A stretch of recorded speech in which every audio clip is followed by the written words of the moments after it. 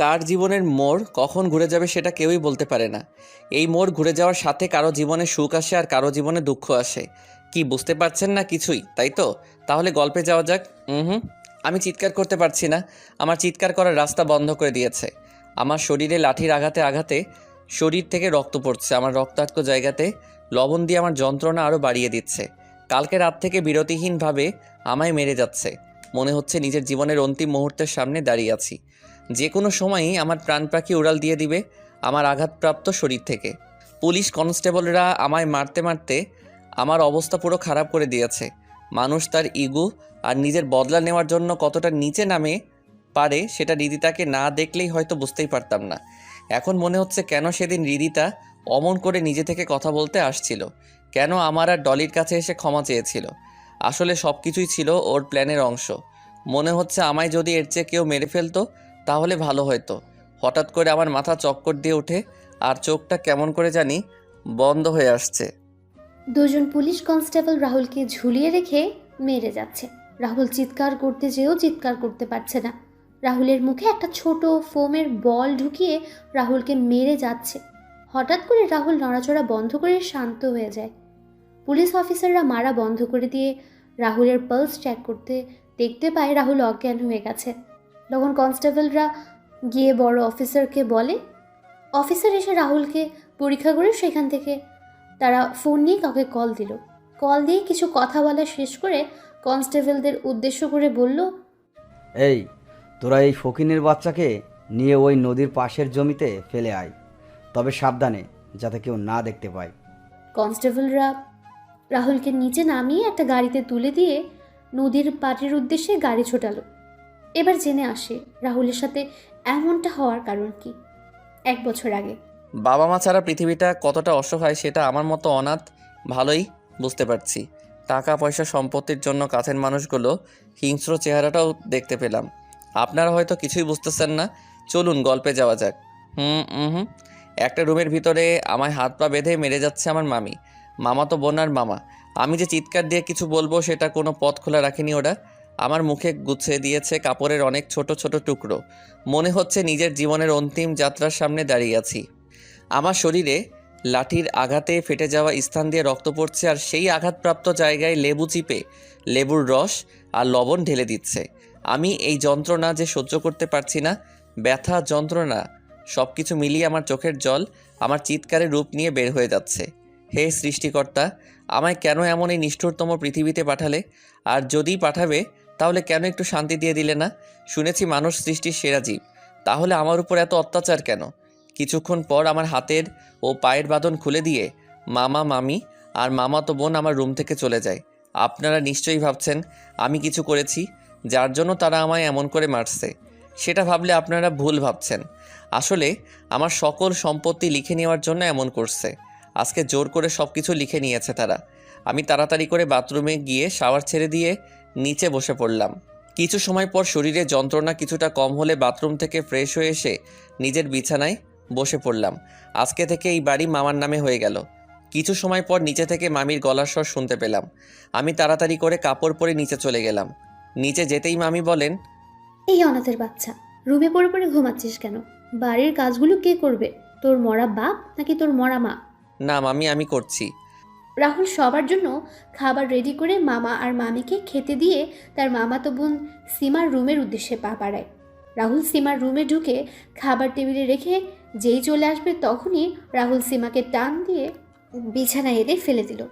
সীমা বিছানা থেকে উঠে রাহুলের সামনে এসে রাহুলের গালে ঠাস ঠাস করে থাপ্পড় বসিয়ে দিয়ে বলল, অনাথের বাচ্চা, অনাথ ইতরের বাচ্চা, তোর সাহস হলো কি করে আমায় স্পর্শ করার?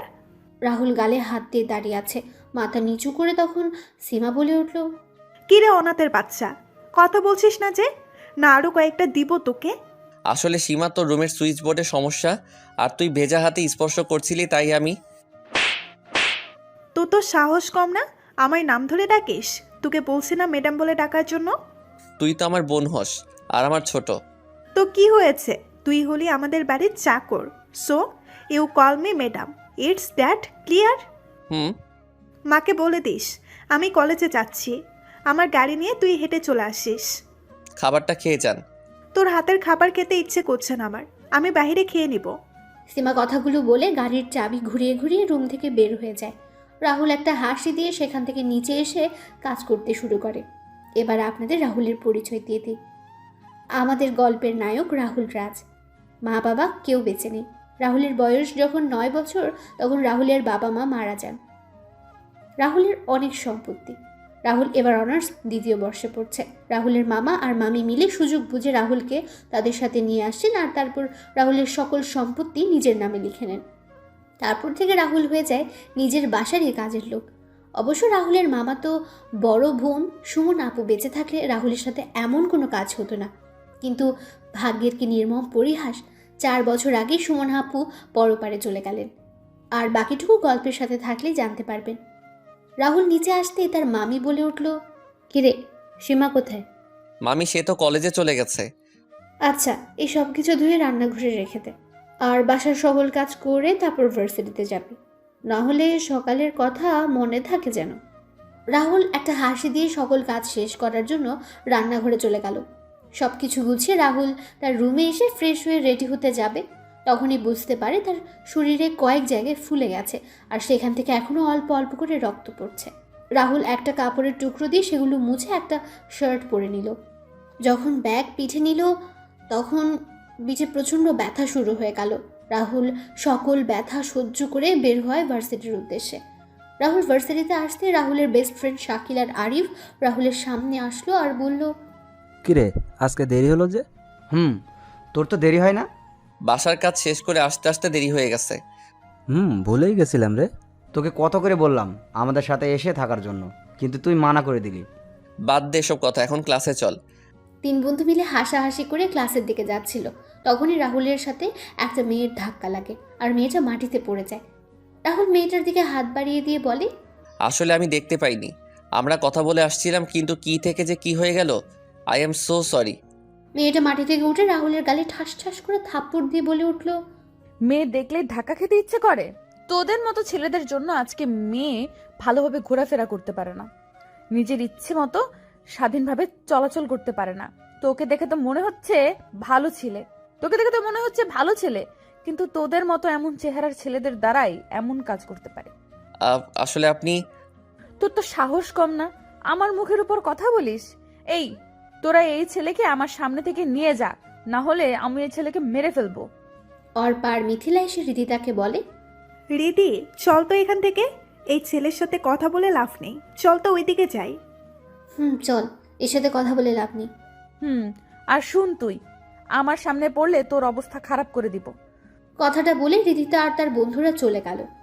শাকিল আর আরিফ রাহুলের সামনে এসে বলল, সরি বন্ধু, আমাদের জন্য তোকে কথা শুনতে হলো। রে বন্ধু, ভুলটা আমাদেরই ছিল। আরে বেটার চল তো, আমি এসব কথায় কান দেই না। ছোট থেকে শুনতে শুনতে আমার গায়ে এখন সয়ে গেছে। রাহুল কথাটা বলে ক্লাসের দিকে হাঁটা দিল আর পেছন পেছন আরিফ আর শাকিল আসছে। রাহুল ক্লাসে এসে সামনের সিটে বসে পড়ল। তখন রিদিতা ক্লাসে এসে প্রবেশ করলো।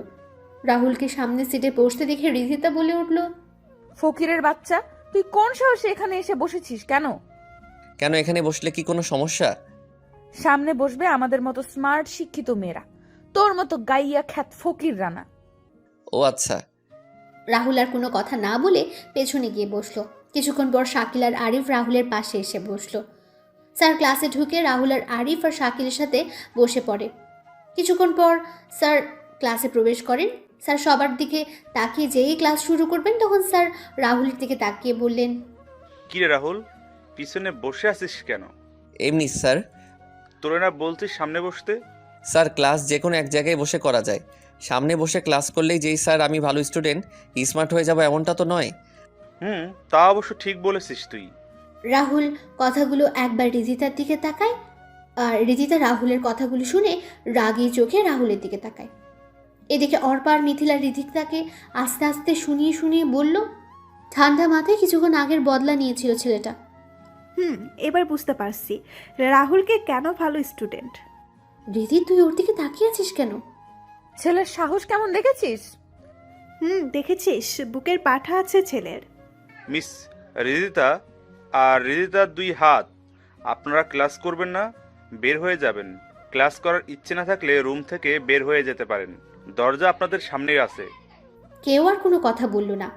স্যার ক্লাস নেওয়া শুরু করলেন। একজন স্যারের ক্লাসের পর আরেকজন স্যার এসে ক্লাস নিয়ে চলে গেলেন। ক্লাস শেষ করে রাহুল, শাকিল, আরিফ শহীদ মিনারে বসে কথা বলছিল। তখনই রিদিতা এসে বলল, তোর তো সাহস কম না, তুই আমার ক্লাসের সবার সামনে অপমান করিস।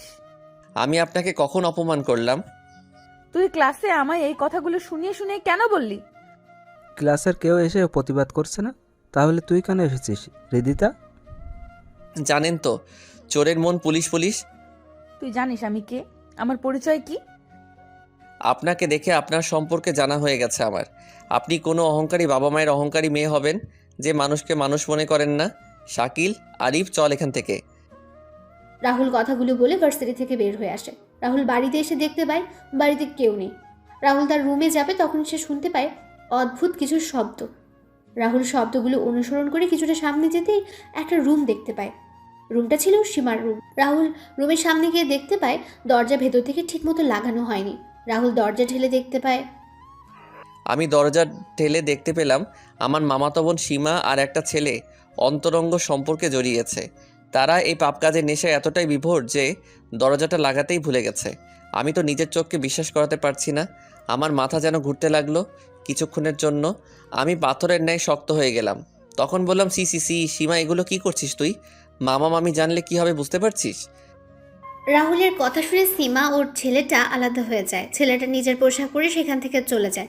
সীমা নিজেকে ঢেকে রাহুলের উদ্দেশ্যে বলে, তুই এখানে এই সময়ে? না এলেই তো জানতে পারতাম না তুই এমন একটা কাজ করছিস। আমি জানতাম তুই একটা অহংকারী বদমেজাজি মেয়ে, কিন্তু তুই যে এমন একটা কাজ করবি না সেটা বুঝতে পারিনি। তোকে নিজের বোন বলতে আমার রুচিতে বাজছে। এইরকম পাপ কাজে নিজেকে জড়ানোর আগে একবার অন্তত মামা মামির কথা চিন্তা করতি। তোর এই কাজের কথা মামা মামি জানলে কাউকে নিজের মুখ দেখাতে পারবে না। দেখ রাহুল, তুই ভুল ভাবছিস। হ্যাঁ, নিজের চোখে আমি যা দেখেছি সেটাকে ভুল বলবো? ছি সীমা, ছি। রাহুল কথাগুলো বলে সীমার রুম থেকে বের হয়ে নিজের রুমে চলে যায়। রাহুল ফ্রেশ হয়ে নিচে এসে সবার জন্য খাবার তৈরি করতে থাকে। কিছুক্ষণ পর মামা আর মামি বাসায় ফিরে আসেন। দুপুরের খাবার সবাই একসাথে খাওয়া দাওয়া করে যে যার রুমে চলে যায়। এদিকে বিকেলবেলা রিধিতা, মিথিলা আর অর্পা ছাদে দাঁড়িয়ে আছে। তখন তিনজনই দেখতে পায় রাহুল একটা কবরস্থান থেকে বের হচ্ছে নিজের চোখ মুছতে মুছতে। তখন অর্পা বলে, রাহুল আমাদের এলাকায় কি করে? আমি কি জানি। কালকে ওই ছোট লোকের বাচ্চাকে একটা উচিত শিক্ষা দিব। এই রিদিতা চৌধুরীকে অপমান করার পরিণাম কতটা খারাপ সেটা বুঝতে পারবে। আরে বাদ দে না, ক্লাসের কেউ কিছু বলছে না, তুই বলছিস কেন? সামান্য একটা রাস্তার ছেলে হয়ে ওর সাহস হলো কি করে আমার সাথে অমনটা করার? চল ঘুরে আসি কোথা থেকে, এতে মনও ফ্রেশ হয়ে যাবে। এটাই ভালো হবে, চল রিদিতা। কথাটা বলে তিনজনই বেরিয়ে পড়ে। এইদিকে সন্ধ্যাবেলায় রাহুল বাসায় ফিরে নিজের রুমে গিয়ে ফ্রেশ হয়ে পড়তে বসে। এই সন্ধ্যাবেলা রাহুলের কাজ করতে হয় না, তার মামি কাজ করেন। কিছুক্ষণ পর সবাই নাস্তা করে যে যার রুমে চলে যায়। রাহুল যখন পড়ছিল তখন সীমা রাহুলের রুমের সামনে এসে দরজায় কড়া নাড়ে। রাহুল তাকিয়ে সীমাকে দেখতে পেয়ে বলে ওঠে, কি চাই ম্যাডাম? কিছু লাগবে? না। আমি জানি আমি তোর সাথে অনেক খারাপ আচরণ করেছি, তোর গায়ে হাত তুলেছি। আমার এসব কাজের জন্য ক্ষমা চাওয়ার কোনো সুযোগও আমি রাখিনি। তবুও তোর পায়ে ধরে বলছি ভাইয়া, তুই আমায় ক্ষমা করে দে ভাইয়া। আমি তো তোর নিজের বোন না, তবুও নিজের বোন মনে করে ক্ষমা করে দে ভাইয়া, প্লিজ প্লিজ। সীমা কথাগুলো বলে রাহুলের পা জড়িয়ে কান্না করতে থাকে। রাহুল কিছু বলছে না। সীমার চোখের জল রাহুলের পায়ে পড়ছে। রাহুল কি করবে বুঝতে পারছে না। তখন রাহুল নিজের সকল রাগকে ভুলে সীমাকে তার পা থেকে তুলে চেয়ারে বসিয়ে বলে, আচ্ছা যা, আমি তোকে ক্ষমা করে দিলাম। তোকে আমায় কথা দিতে হবে তুই ভবিষ্যতে এমন কাজ আর কখনো করবি না। পড়ালেখায় কোনো ফাঁকি ঝুঁকি দিবি না। আমার কথাগুলো রাখতে পারলে আমি তোকে ক্ষমা করে দিব। আমি তোর সব কথা রাখবো। যা, নিজের রুমে যা এখন। রাহুল তার পড়ালেখা শেষ করে নিচে এসে খাওয়া দাওয়া করে তার রুমে গিয়ে শুয়ে পড়ে। পরের দিন সকালে রাহুল ভোরে ঘুম থেকে উঠে নিচে এসে রান্না করে সীমাকে দেখে অবাক হয়ে যায়। সীমাকে উদ্দেশ্য করে বলে, কিরে তুই এত সকালে রান্নাঘরে? আমি কেন? আজকে থেকে আমি সকাল দুপুরের নাস্তা খাবার আমি আর মা সবার জন্য তৈরি করব। তুই কোনো কাজ করবি না, তুই এখন শুধু পড়ালেখা করবি। আমরা এতদিন তোর সাথে খারাপ ব্যবহার। কালকে কি বললি আর এখন কি করছিস? সব কিছু মনে আছে আমার। পড়ালেখা করবি তাহলে রান্নাঘরে কি? যা গিয়ে পড়তে বস। যা তো ভাইয়া, আমায় ডিস্টার্ব করিস না, তুই রুমে গিয়ে ফ্রেশ হয়ে আয়, আমি খাবার দিচ্ছি। কিন্তু যা তো তুই। সীমা রাহুলকে সেখান থেকে তার রুমে ঠেলে পাঠিয়ে দেয়। রাহুল হাসতে হাসতে তার রুমে চলে যায়। এদিকে রাহুলের মামি নিচে এসে দেখতে পান সীমা রান্নাঘরে রান্না করছে। তখন সীমাকে বললেন, সীমা তুই রান্না করে কেন? রাহুল কোথায়? ভাইয়া এসেছিল, কিন্তু আমি ভাইয়াকে তার রুমে পাঠিয়ে দিয়েছি। ভাইয়া মানে? ভাইয়াকে ভাইয়া বলবো না তো কি বলবো? মা তোর শরীর খারাপ? তুই কি বলছিস এসব? মা আমি ঠিক বলছি। কিছুক্ষণ পর সবাই খাওয়া দাওয়া শেষ করে নিজের রুমে চলে যায়। রাহুল রেডি হয়ে গাড়ির কাছে এসে সীমার জন্য অপেক্ষা করতে থাকে। কিছুক্ষণ পর সীমাও চলে আসে গাড়ির কাছে। দুজনে গাড়িতে বসে রাহুল গাড়ি চালানো শুরু করে।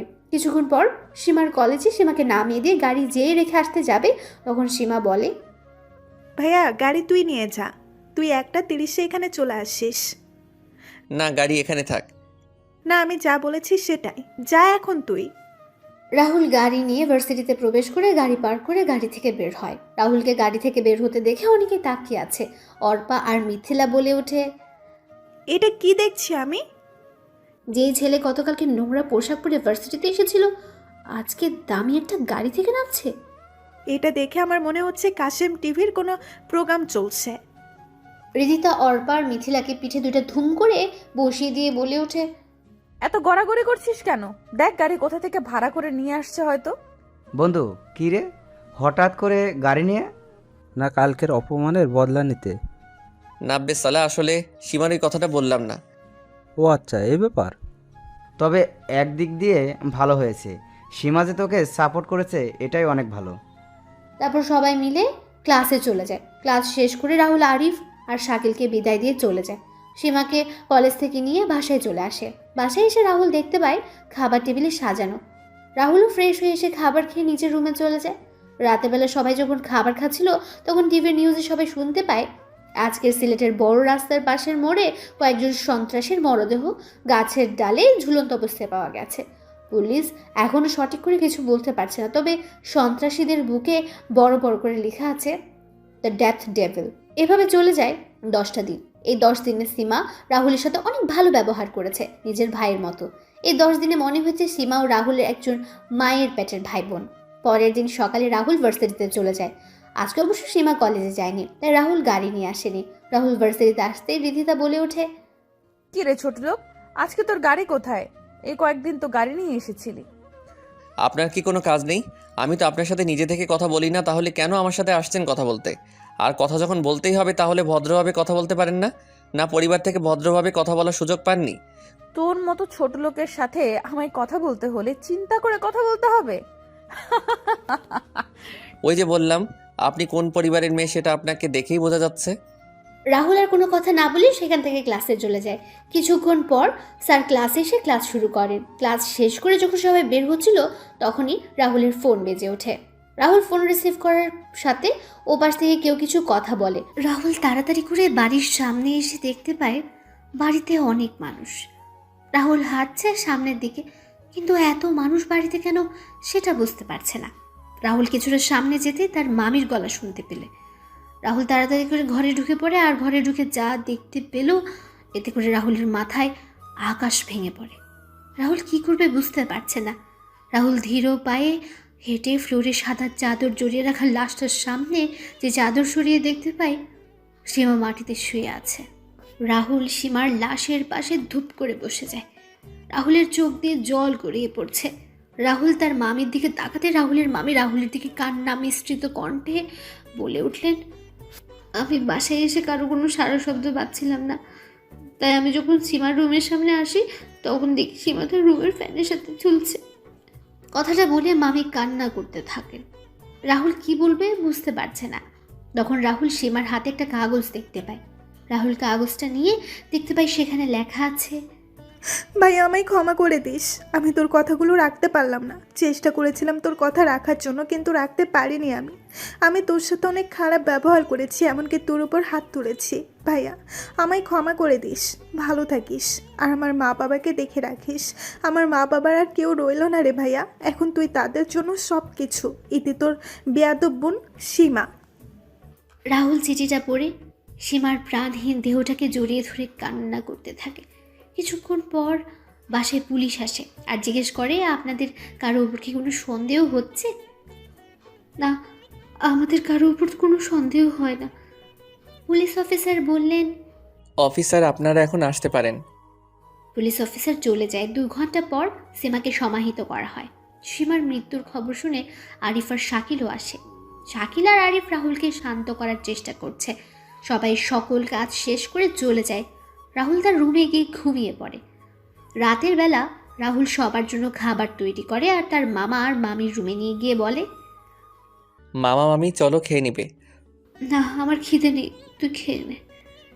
তুই খেয়ে ঘুমিয়ে পড়। তোমাদের শরীর খারাপ করবে না, খেলে চলো তো এখন।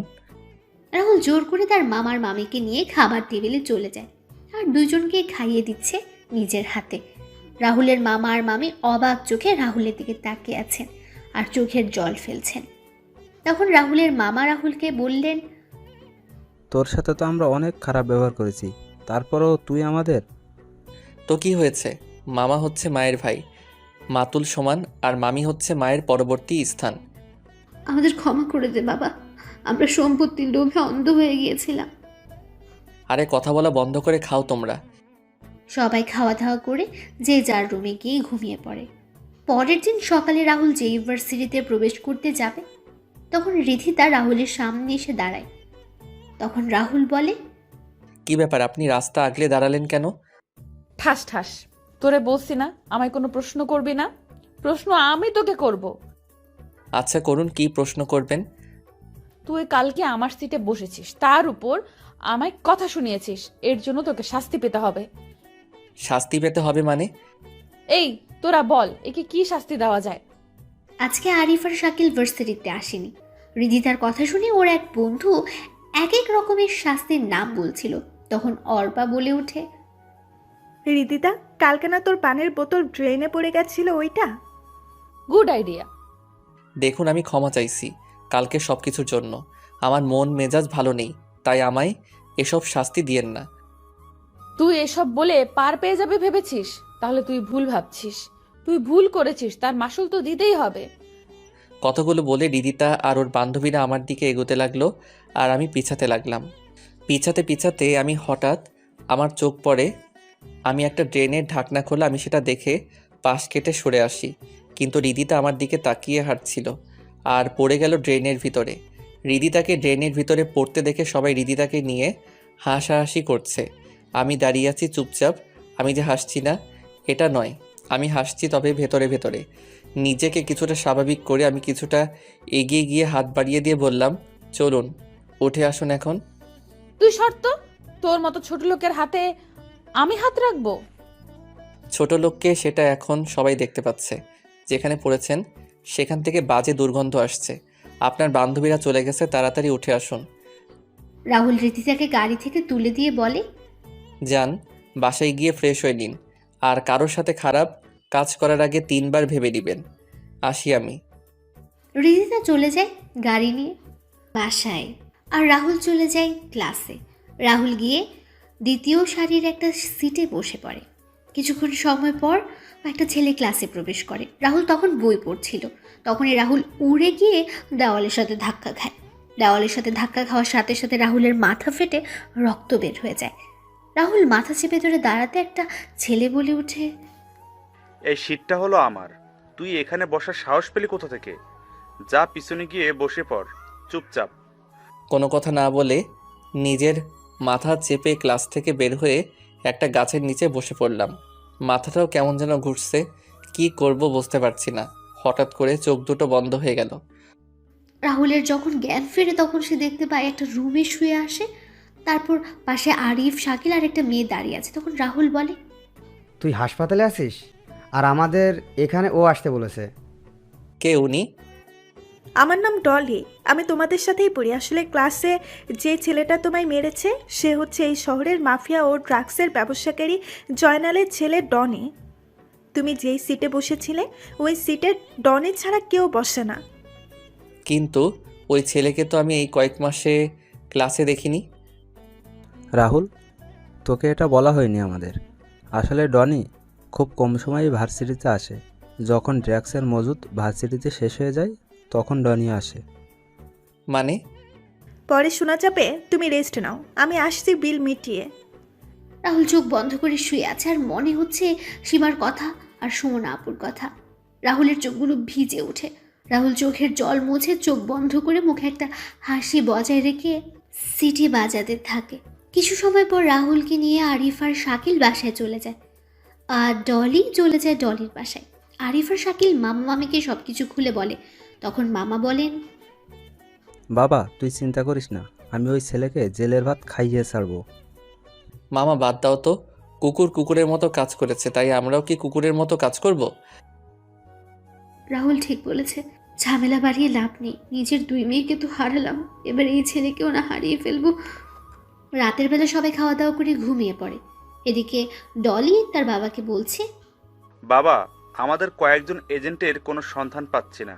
সকল এজেন্টের লোকেশনও বের করা যাচ্ছে না। ডনির বাবা ডনির গালে থাপ্পড় বসিয়ে দিয়ে বলে ওঠেন, লজ্জা করছে না তোর এই কথা বলতে? আমি বসকে বলে তোকে এই বাংলাদেশের দায়িত্ব দিয়েছি, আর সেই জায়গায় তুই কোনো কিছুই খুঁজে বের করতে পারছিস না। তোর জন্য বসের কাছে আমায় শুধু শুধু কথা শুনতে হচ্ছে। বাবা, আমি চেষ্টা করেছি, কিন্তু কিছুই তো হচ্ছে না। আমার লোকেরা ওদের ভালো করে খুঁজেছে, কিন্তু পায়নি। আমার মনে হয় ওদের কেউ মেরে ফেলেছে। আচ্ছা আমি দেখছি। ডনি যখন রুম থেকে বের হয়ে যাবে তখন জয়নালের ফোন বেজে ওঠে। জয়নাল ফোন রিসিভ করে ওপাশ থেকে যা শুনতে পেল তাতে জয়নাল থপ করে সোফায় বসে পড়ে আর হাত থেকে ফোন পড়ে যায়। ডনি তার বাবার কাছে এসে তার বাবাকে ধরে বলে, বাবা, কি হয়েছে? কে কল দিয়েছিল? আর তুমি কী বা শুনলে? আমাদের সকল ইনফরমেশন কেউই হ্যাক করে দিয়েছে এবং কোনো একজন মাফিয়াকে দিয়ে দিয়েছে। কি বলছো কি? হ্যাঁ, এখন এই ইনফরমেশনগুলো লিক হয়ে গেলে আমাদের মৃত্যু নিশ্চিত। আমরা কোনো দেশে পালিয়ে বাঁচতে পারবো না। বাবা, এখন কি করবে তাহলে? একজন আছে যে আমাদের রক্ষা করতে পারে। কে বাবা? হ্যাকার রাজ। জয়নাল ফোন দিয়ে রাজের সাথে কথা বলে, রাজের সাথে দেখা করতে চায় এবং রাজও দেখা করতে চায়। পরের দিন বিকেলে হৃদিতা ছাদে দাঁড়িয়ে আছে কফি হাতে। তখন হৃদিতা দেখতে পায় রাহুল কবরস্থান থেকে বের হয়ে যাচ্ছে। এদিকে রাজ চলে আসে জয়নালের বলা ঠিকানায়। রাজের মুখে মাস্ক ছিল আর জয়নাল বলছে, রাজ, এখন তোকে আমাদের খুব দরকার। আমাদের এখানে বেঁচে থাকা অনেক কষ্টদায়ক হয়ে গেছে। আমি কিছু করতে পারবো না। আমি ওই রাস্তা ছেড়ে দিয়েছি। আমি এখন ভালো হতে চাই। নিজের পুরনো রূপটাকে আমি 4 বছর আগে দাফন করে দিয়েছি। তাই আমায় কল দিয়ে বিরক্ত করবি না। আমায় বিরক্ত করলে এর ফল ভালো হবে না। আর হ্যাঁ, আমার পরিচয় যেন কেউ জানতে না পারে। রাজ কথাটা বলে সেখান থেকে চলে যায় আর জয়নাল ও ডনি তাকিয়ে আছে রাজের যাওয়ার দিকে। তখন ডনি বলে, বাবা, তুমি চিন্তা করো না, আমি একে আজকে রাত শেষ হওয়ার আগেই নিয়ে আসব। জানিস এই রাজকে? কি তার পরিচয়, কি তার কাজ? বাবা, পুরো হ্যাকারদের গডফাদার হলো রাজ। রাজের সাথে পাঙ্গা নিয়ে আজ পর্যন্ত কেউ বাঁচতে পারেনি, আর তুই বলছিস সেই রাজকেই নিয়ে আসবি? ড্রাগন গ্রুপের নাম শুনেছিস? আন্ডারওয়ার্ল্ডের এক সময়ের শক্তিশালী টিমের কথা বলছো? সেই ড্রাগন গ্রুপের লিডার হলো এই রাজ। কি? হ্যাঁ। এবার কি করবে তাহলে? ও যে মানা করে দিল। রাজ আসবে আমার কাছে খুব তাড়াতাড়ি। হা হা হা। পরের দিন রাহুল ভার্সিটিতে বসেছিল। তখন ডলি এসে রাহুলের পাশে বসে আর বলে, কি অবস্থা এখন তোমার? ভালো, ধন্যবাদ তোমায়। ডলি আর রাহুল কথা বলছিল তখন হৃদিতা সেখানে চলে আসে। রাহুল সেখানে যেই উঠতে যাবে তখন ডলি রাহুলকে বসিয়ে দিল আর হৃদিতা বলে, কি রে ছোট লোক, একটা মেয়েও জুটিয়ে নিয়েছিস? রীতিতা, মুখ সামলে কথা বলবি। মানুষকে সম্মান করতে শেখা উচিত তোর। কি রে ডলি, তুই ওই ফকিনের হয়ে কথা বলছিস কেন? প্রথম দেখায় ভালো লেগেছে কি? মানুষকে তো মানুষের ভালো লাগবে, তোদের মতো অমানুষরা সেটা বুঝবে কি করে? এক ফকিন্নি আর এক ফকিন্নির হয়ে কথা বলবেই তো। মুখ সামলে কথা বলবি রীতিতা। তুই মুখ সামলে কথা বল। তুই একজন সামান্য সরকারি চাকরিজীবীর মেয়ে আর আমার বাবা হলেন একজন এমপি। So mind it. আমার সাথে লাগতে এলে তোর এমন অবস্থা করব যাতে তুই কাউকে মুখ দেখাতে না পারিস। তুই যে এতটা খারাপ আমি ভাবিনি। আমাদের তুই ফকিন্নি বললি না, আসলে তোর আচার ব্যবহার বোঝাই যায় কে ফকিন্নি আর কে ছোট লোক। ডলি, তুই কিন্তু মাত্রাতিরিক্ত কথা বলছিস। সামান্য একটা ছোট লোকের জন্য তুই আমার সাথে এইভাবে কথা বলছিস?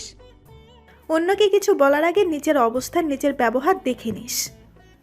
কথাগুলো বলে ডলি সেখান থেকে চলে যায় আর রাহুল চলে যায় ক্লাসে। রাহুল ক্লাসে এসে আরিফ আর শাকিলের সাথে বসে কথা বলছিল। তখন রিদিতা রাহুলের সামনে আসে আর রিদিতা রাহুলের গালে ঠাস ঠাস করে থাপ্পড় বসিয়ে দিল। তখন রাহুল বলল, এটা কি হলো? আপনি আমায় মারলেন কেন? তোর জন্য একটা মেয়ে আমায় সবার সামনে অপমান করে গেল। আমি কি বলেছিলাম ওর সাথে কথা বলার জন্য? আর আপনি তো নিজে থেকে এসে সমস্যা সৃষ্টি করেছেন। তোদের দুইজনের অবস্থা খারাপ করে দিব। আপনারা দুইজনে কথা বলেছেন, এখানে আমায় কেন টানছেন? আমি তো কিছু বলি নাই, তাহলে আমাকে কেন? রিদিতা কথাগুলো বলেই রাহুলকে থাপ্পড় মারছে, সাথে চুলগুলোও টানছে। রাহুল একসময় ব্যথায় চিৎকার দিয়ে ওঠে। তখন অর্পা আর বাকিরা রিদিতাকে সেখান থেকে নিয়ে আসে। রাহুল তার চুল ধরে বসে পড়ে। অর্পা রিদিতাকে উদ্দেশ্য করে বলে, এটা তুই কি করলি রিদি? যা করেছি ভালো করেছি। তোরা নিয়ে এলি কেন? আমি ওর সমস্ত চুল ছিঁড়ে ফেলতাম। তোর এই কাজে ক্লাসের সবাই তোকে নিয়ে হাসছে, সে তো অনেক ভিডিও করে রেখেছে। আজকে তুই তোর কাজের জন্য সবার কাছে হাসির পাত্র হয়ে গেলি। রিদিতা এক পলক সবার দিকে তাকিয়ে রাগে ফুসতে ফুসতে গাড়ি নিয়ে বাসায় চলে যায়। এইদিকে আরিফ আর শাকিল বলছে, বন্ধু, অনেক বড় তুফান গেল না রে তোর ওপর দিয়ে? ওটা তুফান না, নার্গিস গিয়েছে। শাআল্লাহ, আর একটু হলে আমার মাথার সমস্ত চুল ছিঁড়ে ফেলতো। আমি যতই ওর থেকে দূরে থাকতে চাই, ততই মেয়েটা কেন আমার সাথে পায়ে পায়ে ঝগড়া করতে আসে? বন্ধু চল বাসায় চলে যাই, আজকে আর ভালো লাগছে না। তারপর তিনজনই বাসায় চলে যায়। পরের দিন সকালে রাহুল ভার্সিটিতে আসতেই দেখতে পায় রিদিতা আর তার বান্ধবীরা ডলিকে ঘিরে ধরে বাজেভাবে কথা বলছে। রিদিতা তার ছেলে বন্ধুরা ডলিকে বাজেভাবে ধরে আছে আর ভার্সিটির সকল স্টুডেন্টদের দিকে তাকিয়ে আছে। ডলি নিজেকে ছাড়ানোর চেষ্টা করছে কিন্তু পারছে না। রাহুলের এটা দেখে মেজাজ গরম হয়ে যায়। তখন রাহুল রিদিতার সামনে গিয়ে বলে, এখানে কি হচ্ছে? এখানে ওই মেয়ের মুখ কালো করে সমাজের মাঝে নতুন পরিচয় হবে। দেখুন আপনার সমস্যা আমার সাথে, তাই ডলিকে ছেড়ে দিন। কাউকে ছাড় দেওয়া হবে না। আগে এই মেয়ে, তারপর ওই ছেলে। ওই তোরা ভিডিও কর, আমি আজকে ডলির সম্মানহানি করব। কথাটা বলে রিদিতা যখন ডলির ওড়না ধরে টান দেবে, তখন রাহুল আবার বলে, একজন মেয়ে হয়ে আপনি আরেকটা মেয়ের সাথে এমন করছেন? সর এখান থেকে, ছোট লোকের বাচ্চা। কথাটা বলে রিদিতা যেই ওড়না ধরবে, তখন রাহুল সবাইকে অবাক করে দিয়ে রিদিতার গেঞ্জি টেনে ধরে আর বলে, নে এবার ভিডিও কর। তোর অনেক ইচ্ছা না অন্যের সম্মানহানি করার? এবার তোর সম্মানহানি হবে। রাহুলের এমন কাণ্ডে সবাই অবাক হয়ে যায়। অর্পা, মিথিলা সহ সবাই তাকিয়ে আছে। সবাই ভিডিও করা বন্ধ করে দিয়েছে। রাহুল রিদিতার গেঞ্জি ছেড়ে দিয়ে ডলিকে নিয়ে চলে আসছিল। তখনই রিদিতা বলে ওঠে, তোর যদি সাহস থাকে তাহলে আজকে 3 ঘন্টা ভার্সিটি থেকে দেখা। আজকে তোকে শেষ করে দিব। যা, তোর কোনো বাপ আছে নিয়ে আয়। দেখা যাবে। রিদিতা ফোন দিয়ে তার বাবাকে বলে। তখন তার বাবা তার লোকদের পাঠিয়ে দিলেন। 1 ঘন্টা পর রাহুল ক্লাস করছে। তখন রিদিতা তার বাবার পাঠানো লোকদের নিয়ে ক্লাসে প্রবেশ করে আর রাহুলকে দেখিয়ে দিল। লোকগুলো এসে রাহুলকে ক্লাস থেকে টানতে টানতে ভার্সিটির মাঠে নিয়ে যায়। লোকগুলো রাহুলকে স্ট্যাম্প, হকি স্টিক, পাইপ নিয়ে আঘাত করছে আর রাহুল সবাইকে অবাক করে হেসে যাচ্ছে। রাহুলের মুখ, মাথা থেকে রক্ত পড়ছে, কিন্তু রাহুল অনবরত হেসে যাচ্ছে। রাহুলের দিকে তাকিয়ে আছে সবাই অবাক চোখে। এত আঘাতের পরও হাসছে। ডলি, আরিফ আর শাকিল বলছে, কিরে রাহুল হাসছে কেন? এত আঘাতের পরেও হাসতে? রাহুলের শরীরে মনে হচ্ছে এই আঘাতের কোনো প্রতিক্রিয়াও হচ্ছে না। রাহুল হাসছে দেখে রিদিতা রাহুলের সামনে গিয়ে বলে, কিরে হাসছিস কেন? হাসবো না কেন বলতো? তোর ডেকে আনা লোকগুলো আমায় কিছু করতে পারছে না। তোর শরীর থেকে রক্ত পড়ছে আর বলছিস কিছু হয়নি? দাঁড়া, তোর খালি শরীরে আঘাত করলেই বুঝতে পারবি। রাহুল টি শার্ট ছিঁড়ে ফেলতেই সবাই অবাক হয়ে যায়। রিদিতার বাবার লোকেরা পালিয়ে যায় আর রিদিতা সেখান থেকে কয়েক পা পিছিয়ে যায়। ভার্সিটির সবাইও তাকিয়ে আছে রাহুলের দিকে। ডলি, আরিফ আর শাকিলও তাকিয়ে আছে।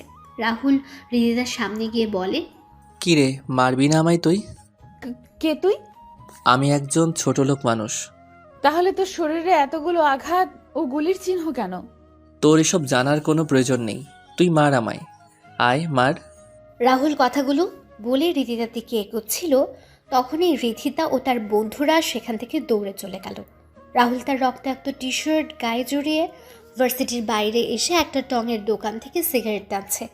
তখন ডলি, শাকিল আর আরিফ আসে। রাহুল একবার তাকিয়ে আবার সিগারেটের ধোঁয়া উড়াতে লাগলো। সিগারেট শেষ হলে শাকিল বলে, ভাই আপনি কে বলুন তো? আপনি যে কোনো সাধারণ মানুষ নয় সেটা আমরা বুঝে গেছি। কি বলছিস কি তোরা? তোর শরীরে এগুলো এলো কিভাবে?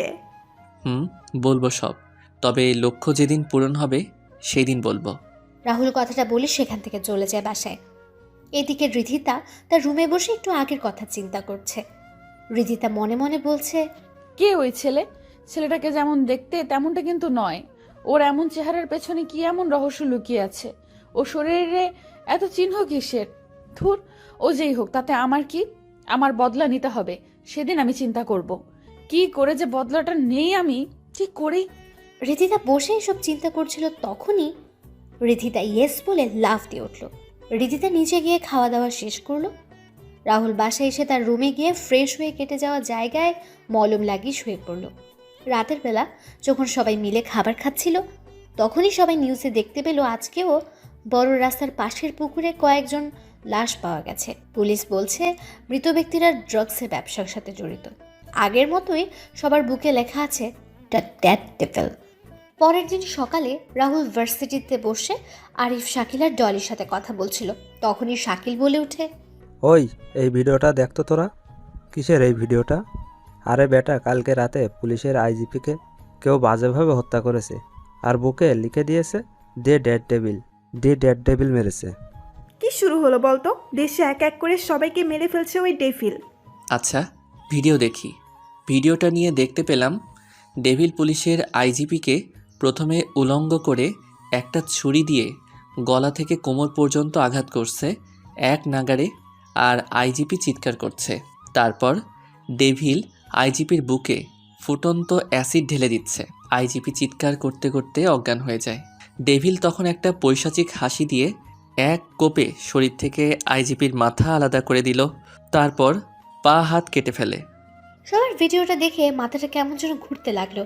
রাহুল মোবাইল রেখে বলে ওঠে, একটা মানুষ আরেকটা মানুষকে এভাবে মারতে পারে? আমি চিন্তা করতে পারছি না। এই ডেভিল কোন সাইকো হবে? একজন মানুষ কখনো একজন মানুষকে এভাবে মারতে পারে না। আমি শুনেছি ডেভিল এমনি এমনি কাউকে মারে না, কোনো কারণ তো অবশ্যই আছে এর পিছনে। তখনই রাহুলের ফোন বেজে ওঠে। রাহুল ফোন বের করে দেখতে পায় জয়নালের কল। রাহুল সেখান থেকে উঠে গিয়ে কল রিসিভ করে। কিরে, তোকে না বলেছি আমায় কল দিবি না? তাহলে ভাই, আমি তোমার পায়ে পড়ি, তুমি পারো একমাত্র আমাদের বাঁচাতে। ওই ডেভিল অলরেডি আমাদের সকল এজেন্টের মেরে দিচ্ছে, আমাদেরও কখনো মেরে দিবে। প্লিজ তুমি আমাদের রক্ষা করো, প্লিজ। আমি আগেই বলেছিলাম তোদের এই রাস্তা থেকে বের হয়ে আসার জন্য, কিন্তু তোরা এলি না। তোদের এই ড্রাগসের জন্য অনেক ছেলে মেয়ে মারা গেছে, অনেকের সংসার নষ্ট হয়ে গেছে। ভাই, আমি আপনার পায়ে পড়ি, এবার আপনি বাঁচিয়ে নিন, সামনে থেকে আর এমন কাজ করব না। শোন, তুই আর তোর ছেলে সকল ভার্সিটি থেকে তোদের সকল কিছু যদি আজকের ভিতরে সরিয়ে নিতে পারিস, তাহলে আমি তোদের কাজ করে দিব। রাহুল কথাগুলো বলে সেখান থেকে এসে আবার আড্ডা দেওয়া শুরু করে। তখন রিধিতা ও তার বন্ধুরা আসে রাহুলদের আড্ডা দেওয়ার স্থানে। রিধিতা রাহুল আর বাকিদের উদ্দেশ্য করে বলে, রাহুল, ডলি, আমি তোদের সাথে সত্যি অনেক খারাপ ব্যবহার করেছি। তোরা আমায় ক্ষমা করে দে। আজকে কি তোর শরীর খারাপ করেছে যার জন্য এমন বলছিস? না রে, আমার শরীর ভালো, তবে নিজের কাজের জন্য খুব অনুশোচনা হচ্ছে। আসলে আমি সবার সাথে খারাপ ব্যবহার করেছি, এখন নিজেকে আমায় বদলাতে হবে। তাই তোরা আমায় ক্ষমা করে দে। তোরা যদি বলিস তাহলে আমি ভার্সিটির সবার সামনে আমি তোদের কাছে ক্ষমা চেয়ে নেব। আমি ক্ষমা করে দিলাম। দেখ রাহুল তোকে ক্ষমা করে দেয় কিনা। রাহুলের কাছে গিয়ে বললাম রাহুলের হাত ধরে, রাহুল আমায় ক্ষমা করে দে প্লিজ। আমি তো নিজের ভুল বুঝতে পেরেছি আর নিজের ভুলের জন্য ক্ষমাও চাইছি। এই কি করছেন? আমি একজন ছোট লোক ছেলে, আমায় ধরছেন কেন? আপনি একজন এমপির মেয়ে হয়ে আমার হাত ধরছেন, এটা দেখলে লোকে কি বলবে? ছাড়ুন ছাড়ুন। Rahul please please. তখন শাকিল, আরিফ, ডলি সবাই বলে ক্ষমা করে দেওয়ার জন্য। রাহুলও কিছুক্ষণ সময় চিন্তা করে বলে, আচ্ছা যান, ক্ষমা করে দিলাম, তবে সবার সাথে ভালো ব্যবহার করবেন, সবাইকে সম্মান করবেন। তাহলে আমরা আজকে থেকে সবাই বন্ধু। হুম। আচ্ছা শুন, তোরা কালকে আমার জন্মদিন, তাই বাড়িতে একটা পার্টির আয়োজন করা হয়েছে। তোরা সবাই আসবি। শুভ জন্মদিন রিদিতা, জন্মদিনের অনেক অনেক শুভকামনা রইল। আরে এখন বলছিস কেন? কালকে বলবি তো। না রে, আমি কালকে যাব না, আমার এইসব পার্টি ভালো লাগে না। তাহলে বুঝবো তুই আমায় ক্ষমা করিসনি এখনো। আরে না না, তুই ভুল ভাবছিস। তাহলে তুই কালকে আসছিস কিন্তু। সবাই জোর করে রাহুলকে যাওয়ার জন্য, আর রাহুলও কোনো উপায় না পেয়ে রাজি হয়ে যায়। সবাই যখন কথা বলছিল তখন ভার্সিটির কয়েকটা গাড়ি প্রবেশ করে আর সবাই গাড়িগুলোর দিকে তাকায়। তখন সবাই দেখতে পায় ডনি আর জয়নাল গাড়ি থেকে নামছে। ডনি আর জয়নাল গাড়ির পেছনে কয়েকটা ট্রাক প্রবেশ করেছে। ভার্সিটি, ডনি আর তার লোকেরা দৌড়ে চলে যায় একাডেমিক ভবনের দিকে। আর জয়নাল বলে ওঠে, আজকে থেকে এই ভার্সিটিতে কেউ কখনো ড্রাগসের ব্যবসা করতে পারবে না। এই ভার্সিটি হবে মাদক মুক্ত। আমি আমার সকল কিছু নিয়ে যাচ্ছি ভার্সিটি থেকে। ভালো থাকবেন সবাই। জয়নালের কথা শুনে ভার্সিটির সবাই হাততালি দিল। কিছু সময় পর জয়নাল ও ডনি মিলে তাদের সকল কিছু নিয়ে ভার্সিটি ত্যাগ করে। রাহুলরাও উঠে ক্লাসে চলে যায়। ক্লাস শেষ হলে যে যার বাসায় চলে যায়। রাতের বেলা রাহুল একটা পুরাতন ব্যাগ থেকে দুটো ল্যাপটপ বের করে, যার মডেল ছিল Apple MacBook air M2 and Asus ROG Zephyrus G15। ল্যাপটপগুলো বের করে তার পুরাতন ওয়েবসাইটগুলোতে প্রবেশ করে এবং সবার উদ্দেশ্যে একটা মেসেজ দিয়ে দেয়। রাহুল জয়নালের পাঠানো সকল ইনফরমেশন অনুযায়ী কাজ করতে লাগে। আর কিছুক্ষণ পর রাহুলের মুখে হাসি ফুটে ওঠে। রাহুল একবার সকল কিছু চেক করে তার ল্যাপটপে সেভ করে রাখে আর জয়নালকে সব কিছু পাঠিয়ে দেয়। এদিকে ডেথ ডেভিল যখন তার কম্পিউটার স্ক্রিনে বসে তখন কিছু লেখা দেখে তার মুখে হাসি ফুটে ওঠে। জয়নাল তার বসকে কল দিয়ে বলছে, বস, রাজ আমাদের কাজ করে দিয়ে এবং আমাদের সকল সিকিউরিটি সিস্টেমের অ্যাক্সেসের সকল কিছু দিয়ে দিছে। এবার আর ওই ডেড ডেভিল আমাদের কিচ্ছু করতে পারবে না। শোন, এবার তুই এই কাজটা তো করতে পারবি। আমি তোকে সকল কিছু বলে দিব। বস, কিন্তু রাজের ছবি তো আমার কাছে নেই। তাহলে? আমি দিয়ে দিচ্ছি। কিছু সময় পর জয়নালের ফোনে একটা ছবি আসে। তখন জয়নাল ডনিকে ডেকে বলে ওঠে, ডনি, ডনি। হ্যাঁ বাবা, বলো। বাবা, এই ছেলেকে খুঁজে বের করতে হবে, আমাদের বসের আদেশ। বাবা, এই ছেলেকে? এই ছেলেই হচ্ছে রাজ দ্য হ্যাকার। কিন্তু বাবা, এই ছেলে তো আমাদের ভার্সিটিতে পড়ে। মানে? আমাদের ক্লাসে আমাদের সাথেই পড়ে। কিন্তু বাবা, একে দেখে তো হ্যাকার বলে মনে হয় না। আচ্ছা, তাহলে তো শিকারকে পেয়ে গেছি। তাহলে কালকে না মেরে আগামী পরশুদিন মারবো, আর বসও আসবে। শুন, কালকে এমপির বাড়িতে ইনভাইট আছে, আমাদের যেতে হবে। আর ওই এমপির মেয়ের সাথে তোর বিয়ের কথা বলবো। আচ্ছা বাবা। পরের দিন সন্ধ্যাবেলা সবাই চলে যায় রিধিতার বাসায়। রিধিতা রাহুলকে দেখে বলে, কিরে তোরা সবাই চলে এসেছিস? আচ্ছা বস তোরা। আর রাহুল তুই আয় এদিকে। হুম। রিধিতা রাহুলকে নিয়ে তার বাবা আর মায়ের সাথে পরিচয় করিয়ে দিল।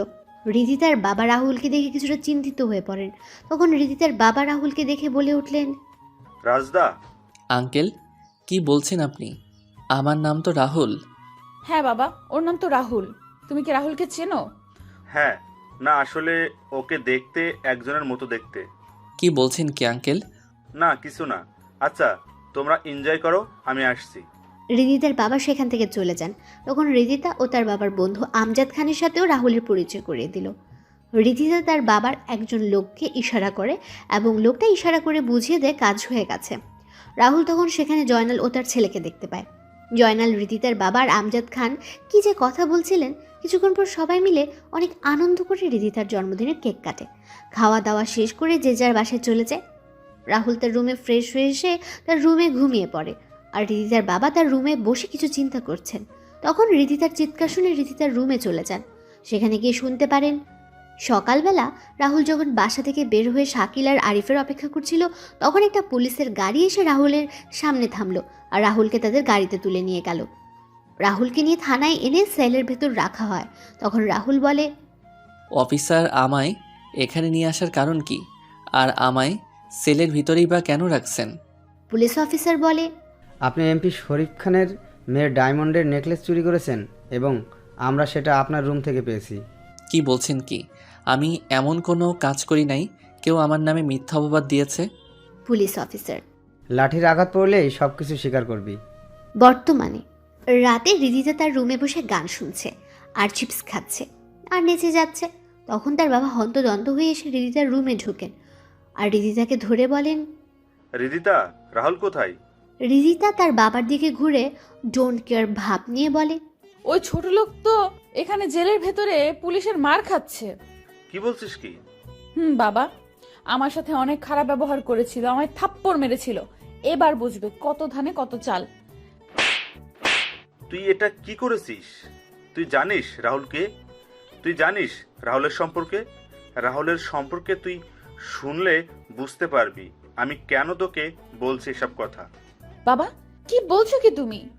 আর তোমার এই অবস্থা কেন? কি হয়েছে? কে ওই ছোট লোক যার জন্য তুমি এমন করছো? রাহুল হচ্ছে মানুষরূপী একজন হায়না, যে নিজের শিকারকে শিকার করে খুব ঠান্ডা মাথায়। আমি একজন এমপি হয়ে কেন এত ভয় পাচ্ছি সেটা বুঝতে পারছিস না কেন? বাবা আমি তোমার কথার মানে বুঝতে পারছি না কিছুই। মারে, ওই রাহুলই হচ্ছে হ্যাকার জগতের গডফাদার, রাজ দ্য হ্যাকার।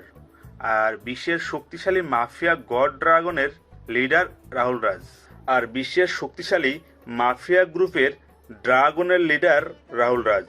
3 বছর আগে রাজ কোনো এক অজানা কারণে মাফিয়া ওয়ার্ল্ড ছেড়ে নিরুদ্দেশ হয়ে যায়। আমি গতকালকে দেখেই চিনতে পারি, কিন্তু কনফার্ম হওয়ার জন্য আমি রাজের ডান হাত ছোট ভাই সীমান্তকে কল দেই।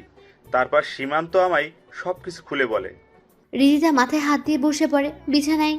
রিদিতার বাবা ভয় থরথর করে কাঁপছে। তখন রিদিতা তার বাবাকে কাঁপা কাঁপা গলায় বলে, এটা আমি কি করলাম?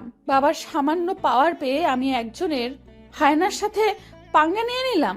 এখন কি হবে বাবা? এখন কি হবে? আমি তো ভুল করে ফেলেছি। এখন কি করব? আমি যে নিজের মৃত্যু নিজে ডেকে এনেছি।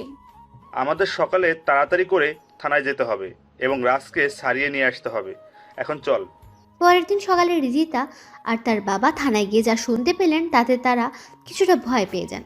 তারা থানায় গিয়ে রাহুলের কথা জিজ্ঞেস করলে পুলিশ অফিসার বলে, আজকে রাহুলকে কোর্টে নিয়ে যাওয়ার পথে দুটো সন্ত্রাসী গ্রুপ তাদের উপর হামলা করে। একটা গ্রুপ রাহুলকে নিয়ে যায়। ঘটনাস্থলে কয়েকজন সন্ত্রাসী মারা যায় আর তাদের অনেক পুলিশ সদস্য হাসপাতালে ভর্তি আছে। রিদিতা তার বাবা থানা থেকে বের হয়ে আসেন। তখন রিদিতার বাবার ফোন বেজে ওঠে। রিদিতার বাবা ফোন রিসিভ করে শুনতে পান, খান সাহেব, আপনি চিন্তা করবেন না, ভাই আমাদের সাথেই আছে, আপনি আমাদের এখানে চলে আসুন। রিদিতার বাবা রিদিতাকে বাসায় চলে যেতে বলে। তিনি অন্য একটা গাড়ি ভাড়া করে সীমান্তের বলে দেওয়া ঠিকানায় চলে যান। এদিকে রিদিতা বাসার দিকে গাড়ি চালিয়ে আসছিল, তখনই কবরস্থানে সেই চাচাকে দেখতে পায়। রিদিতা গাড়ি থামিয়ে চাচার সামনে গিয়ে বলে, চাচা কেমন আছেন? ভালো রে মা, তুই কেমন আছিস? ভালোই চলছে। চাচা আপনার কাছে কিছু জানার ছিল। হ্যাঁ বল, কি জানতে চাস তুই? আচ্ছা, একটা ছেলেকে দেখি প্রত্যেকদিন বিকেলে কবরস্থানে আসে আর কান্না করতে করতে বের হয়ে যায়। আসলে ছেলেটা এখানে কেন আসে আর কান্নাই বা কেন করে? আচ্ছা, তুমি রাজের কথা বলছো? মারে, ছেলেটার পৃথিবীতে কেউ নেই। রাজের বয়স যখন 10 তখন তার মা বাবা মারা যান। তারপর থেকে রাজের দেখাশোনা করার জন্য তার মামা আর মামি তাদের বাসায় চলে আসেন। রাজের মামা আর মামি ছিলেন লোভী প্রকৃতির। তারা রাজের সম্পত্তির লোভে রাজের দেখাশোনা করার নামে রাজের উপর অত্যাচার করত। রাজের মামা মামি আর রাজের মামাতো ভাই বোন রাজকে সহ্য করতে পারত না। রাজের উপর চলতো প্রাচীন যুগের অমানবিক নিষ্ঠুর অত্যাচার। রাজের বড় মামাতো বোন সুমনা রাজকে অনেক ভালোবাসত। রাজও সুমনাকে অনেক ভালোবাসত। বলতে পারিস সুমনা হয়ে যায় রাজের মা বাবা। রাজের উপর কোনো অত্যাচার হলে সুমনা তার প্রতিবাদ করত। রাজকে নিয়ে বিভিন্ন জায়গায় ঘুরতে যেত। সুমনা যতদিন বাসায় থাকতো ততদিন সবাই রাহুলের সাথে ভালো ব্যবহার করত। কিন্তু ভাগ্যের কি নির্মম পরিহাস, সুমনা কোনো এক অজানা কারণে 4 বছর আগে সুমনাও মারা যায়। সুমনা মারা যাওয়ার পর রাজের পুরো পৃথিবী পাল্টে যায়। রাজ হয়ে যায়, রাজ কেমন যেন চুপচাপ হয়ে যায়।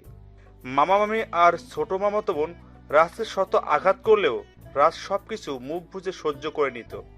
রাজ প্রত্যেক দিন এসে সুমনা ও তার মা বাবা কবরের কাছে বসে কান্না করে সবকিছু বলতো। আমি ছেলেটার কথাগুলো শুনে বাকরুদ্ধ হয়ে যেতাম। ছেলেটার কান্না শুনে আমি কান্না করতাম।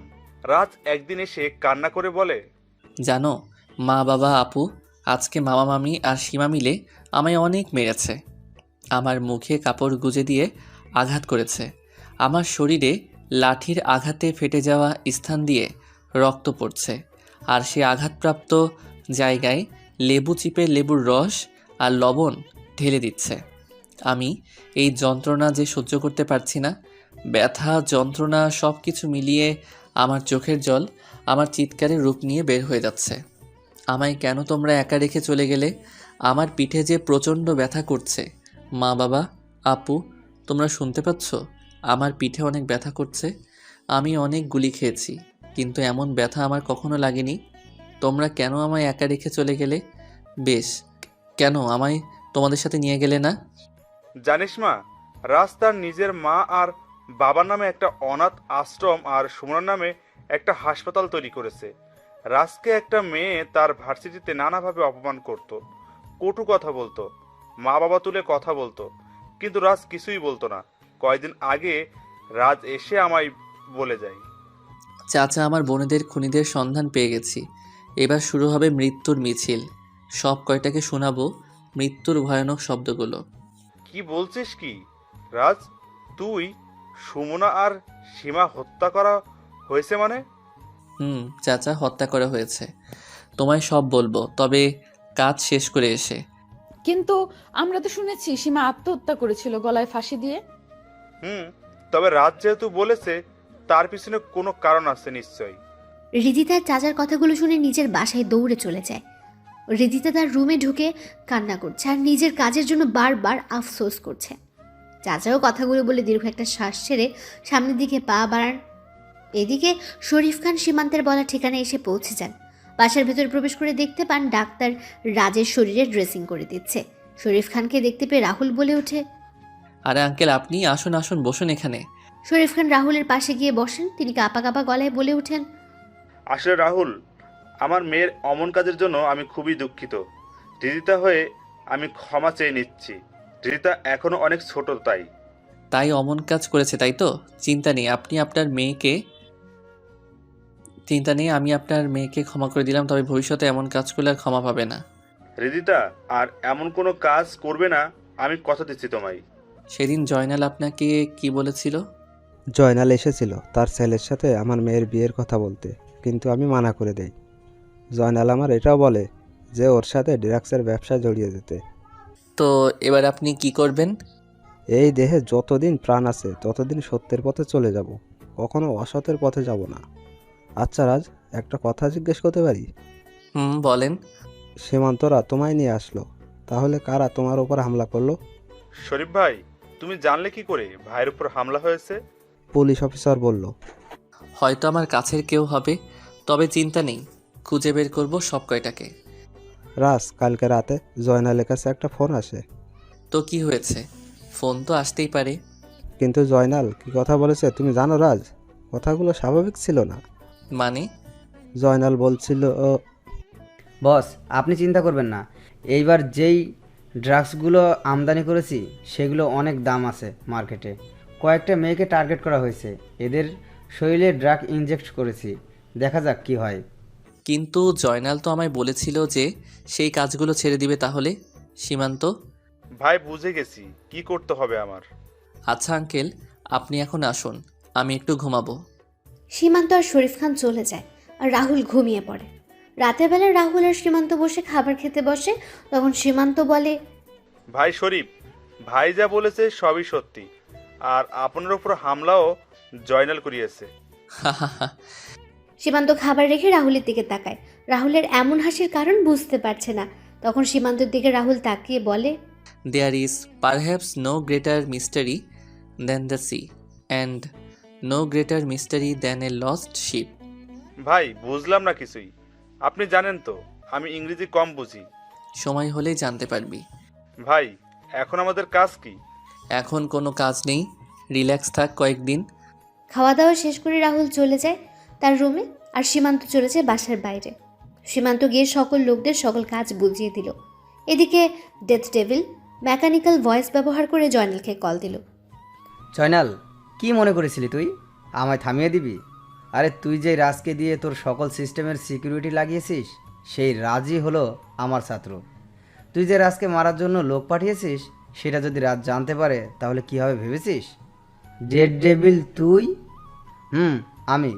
তুই এই কাজ করে ভালো করেছিস।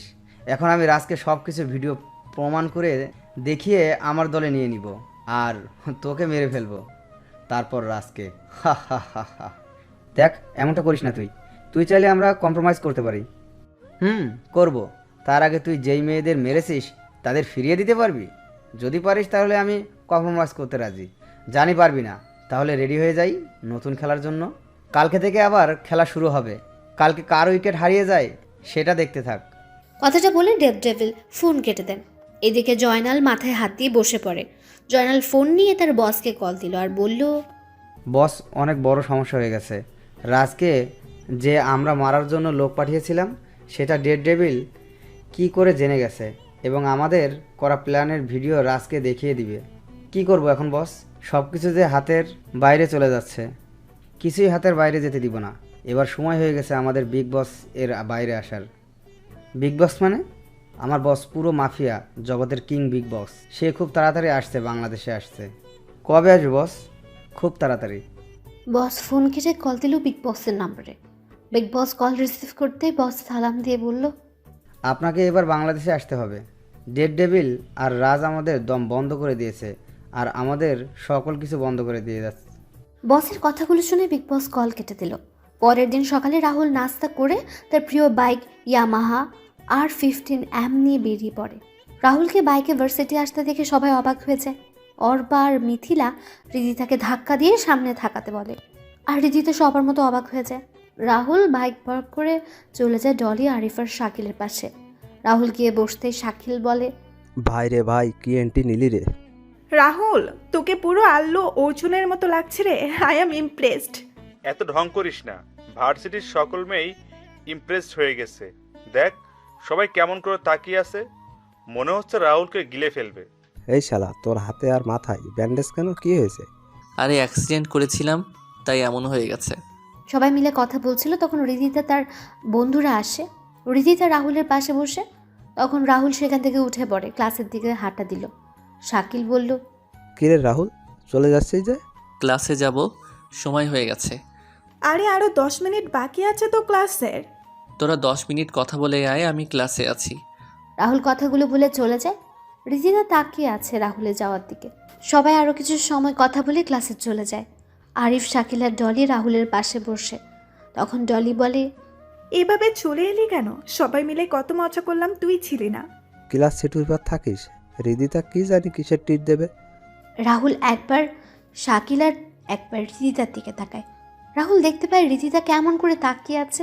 তোরা খেয়ে নিস ট্রিট, আমি আমার জীবনের সেরা ট্রিট পেয়ে গেছি। কিছু সময় পর স্যার ক্লাসে এসে ক্লাস নেওয়া শুরু করেন। ক্লাস শেষে স্যার যখন ক্লাস থেকে বের হয়ে যাবেন তখন স্যার রাহুলকে উদ্দেশ্য করে বলেন, রাহুল, এখন ক্লাস শেষ করে আমার রুমে এসে একবার দেখা করবে।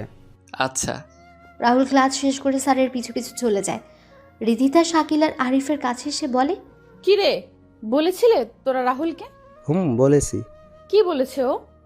তোরা খেয়ে নিস ট্রিট, আমি আমার জীবনের সেরা ট্রিট পেয়ে গেছি। কিসের ট্রিটের কথা বললো? আচ্ছা। রাহুল স্যারের সাথে তার রুমে চলে যায়। তখন স্যার রাহুলকে কিছু ছবি আর একটা ফাইল এগিয়ে দিয়ে বলেন, রাজ, এইগুলো দেখো তুমি। রাজ মানে? রাহুল, আমি তোমার সম্পর্কে সব জানি। রাহুল, আমার এই শিক্ষকতার পেশার আড়ালে একটা পরিচয় আছে যা কেউই জানে না। কি পরিচয় স্যার? আমি একজন ইন্টারপোল অফিসার। আমি জানি তুমি একজন হ্যাকার আর ড্রাগ টিমের লিডার। স্যার, এই ছবিগুলো প্রায় সবাইকেই আমি মেরে ফেলা হয়েছে তো, আর কয়েকজন বাকি আছে। তবে ওদের সবার বস মাফিয়া জগতের বর্তমান কিং বিগ বস খুব তাড়াতাড়ি বাংলাদেশে আসছে। তার জন্য লক্ষ্য হলো তোমায় এবং ডেভিলকে হত্যা করা। আমি আমার সোর্সের কাছ থেকে জানতে পেরেছি তোমাকে এখন সাবধানে থাকতে হবে। স্যার, সাবধানে তো ওরা থাকবে। ওই বিগ বস বাংলাদেশে এসে অনেক ভুল করেছে যা সে তার প্রাণের মূল্য দিয়ে বুঝবে। মানে? There is perhaps no greater mystery than the sea and no greater mystery than a lost ship. আসি স্যার। রাহুল কথাগুলো বলে রুম থেকে বের হয়ে যায়। আর স্যার রাহুলের এমন রহস্যময় কথা শুনে কথাটার মানে বোঝার চেষ্টা করছেন। রাহুল ক্লাসে এসে শাকিল আর আরিফের সাথে বসে পড়ে। কি রে, স্যার কেন ডাকলো? আমার এই অবস্থা হলো কি করে সেটা জানার জন্য। ও আচ্ছা। কিছুক্ষণ পর স্যার এসে ক্লাস নেওয়া শুরু করেন। ক্লাস শেষ করে স্যার চলে যান। রাহুল ক্লাস থেকে বের হয়ে তার বাইকের কাছে সে বাইক নিয়ে যেই বের হবে ভার্সিটি থেকে। তখন রিদিতা রাহুলের সামনে এসে বলে, কি ব্যাপার, কোথায় যাচ্ছ তুমি? হাওয়া খেতে যাচ্ছি। আপনার কোনো সমস্যা? শাকিল আর আরিফ কিছু বলেনি? হুম, বলেছে। তাহলে চলে যাচ্ছ যে? জীবনে অনেক ট্রিট পেয়েছি, আর কয়েকদিন আগেই তো আপনার কাছ থেকে সেটা ট্রিট পেয়েছি। আর ট্রিট লাগবে না। আসলে আমি রাহুল কথাগুলো বলে চলে যায় বাইক নিয়ে, ভার্সিটি থেকে বের হয়ে যায়। রিদিতা যখন হাঁটছিল আনমনে, তখন ডনি রিদিতার সামনে এসে রিদিতার হাত ধরে বলে, জানেমান, কি খবর তোমার? একা কেন হাঁটছো? আমায় সাথে নিয়েই তো হাঁটতে পারো। ডলি, কি বলছিস কি তুই? মাথা ঠিক আছে তোর? আমার হাত ছাড় বলছি। আমার সব কিছু ঠিক আছে, তবে আমাদের বিয়ের পর কিছু ঠিক থাকবে না। আমাদের বিয়ে মানে? তোমার আর আমার বিয়ে জানেমান। তোর মতো একটা নেশাখোর আর গাঁজাখোর ছেলেকে আমি বিয়ে করব? দেখ, আমার এমনিতেই মনটা ভালো না, তাই উল্টো পাল্টা না বকে এখান থেকে চলে যা, এতেই ভালো হবে। চলো আমার সাথে, তোমার মন ভালো হয়ে যাবে। আর কয়েকদিন পরেই তো আমাদের বিয়ে হয়ে যাবে। বলছি না তোকে আমার সামনে থেকে চলে যেতে? তাহলে কেন শুনছিস না? তোর মতো একটা অপরাধী ছেলেকে কে বিয়ে করবে? তোর বাপ এক সন্ত্রাসী আর তুই হলি আরেক সন্ত্রাসী, আর তোকে করব আমি বিয়ে? আরে, আমার দিন এত খারাপ আসেনি যে তোকে বিয়ে করব। রিদিতা কথাগুলো বলে চলে যায় সেখান থেকে। আর টনি অগ্নি চোখে তাকিয়ে আছে রিদিতা যাওয়ার দিকে। রিদিতা সবার সাথে কথা বলে চলে যায় তার বাসায়। বিকেলবেলা রাহুল তার বাসা থেকে বের হয়ে চলে যায় তার বাবা মা আর বোনদের কবরের কাছে। সেখানে কিছু সময় অতিবাহিত করে রাহুল যখন বের হয়ে দেখতে পায় রিদিতা তার দিকে এগিয়ে আসছে, তখন রাহুল কোনো কথা না বলে তার বাইকের কাছে এসে যেই বাইক ঘুরিয়ে স্টার্ট দেবে তখনই শুনতে পায় রিদিতার চিৎকার। রাহুল পেছনে তাকিয়ে দেখতে পায় একটা কালো গাড়িতে রিদিতাকে কয়েকজন মিলে জোর করে তুলে নিয়ে যাচ্ছে। রাহুল বাইক থেকে নেমে যখন দৌড় শুরু করবে তখনই লোকগুলো রিদিতাকে গাড়িতে নিয়ে চলে যাচ্ছিল। রাহুল তার বাইকের কাছে এসে বাইক স্টার্ট দিয়ে ওই গাড়ির পিছু নিল। এদিকে রিদিতা চিৎকার করেই যাচ্ছে, কিন্তু কেউ চিৎকার শুনছে না। কিছু দূর যাওয়ার পর রাহুল দেখতে পায় গাড়িটা একটা জঙ্গলে প্রবেশ করছে। রাহুলও গাড়িটার পিছু নিল। রাহুল একটা পোড়া বাড়ির সামনে গাড়িটাকে দাঁড়িয়ে আছে দেখতে পায়। রাহুল বাইক থেকে নেমে ভেতরে প্রবেশ করতেই রিদিতার চিৎকার শুনতে পায়। রাহুল ভেতরে ঢুকে দেখতে পায় ড্রাগস, গাঁজা, আফিম সহ আরও অনেক মাদকদ্রব্য এখানে ছোট ছোট করে প্যাকেট করা হচ্ছে। রাহুলকে দেখে রিদিতা চিৎকার করে বলে, রাহুল, রাহুল রাজদা হ্যাকার, চলে আসছিস এখানে মরার জন্য? ভালো হয়েছে, তোকে মেরে আমি আমার বিয়েটাও সেরে নিব। তোর মতো বিড়াল করবে বাঘের শিকার? বাঘকে শিকার করা এত সহজ নয়। বাঘ সব জায়গায় রাজত্ব করে বেড়ায়, সেটা হোক নিজের এলাকায় বা বিড়ালের এলাকায়। কে আসল বাঘ আর কে বিড়াল এখনই সেটা বোঝা যাবে। এই মার শালাকে। ডনির কথা শুনে ডনির লোকেরা যখন রাহুলকে মারার জন্য লাঠি, হকি স্টিক, পাইপ নিয়ে এগিয়ে আসে, রাহুল ডনিও সবার দিকে তাকিয়ে বলে ওঠে, এই 30 জন আমায় মারবে? কেন বেশি মনে হচ্ছে তোর কাছে? এরা করব বাঘকে শিকার? হারে, এরা তো নিজেই বাঘের শিকারে পরিণত হবে। রাজ কথাটা বলে এক এক করে সবাইকে মারতে থাকে। 5 মিনিটের ভেতরে ডনির সকল লোক মাটিতে শুয়ে আছে, আর রাহুল রক্তাক্ত চোখে ডনির দিকে তাকিয়ে সিগারেটের ধোঁয়া উড়িয়ে যাচ্ছে।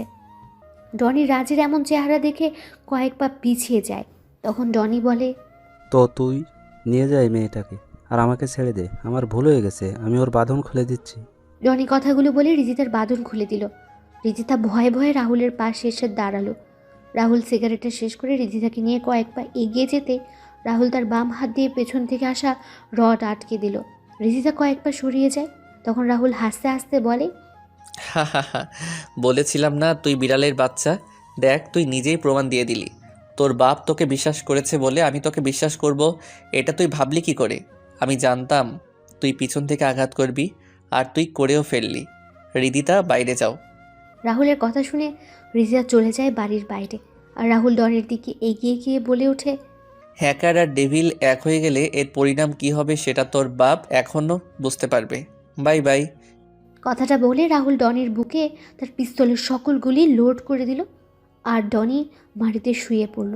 রাহুল তার ফোন বের করে একটা নম্বরে কল দিয়ে ঠিকানা দিয়ে দিল, তারপর বের হয়ে যায় বাড়ি থেকে।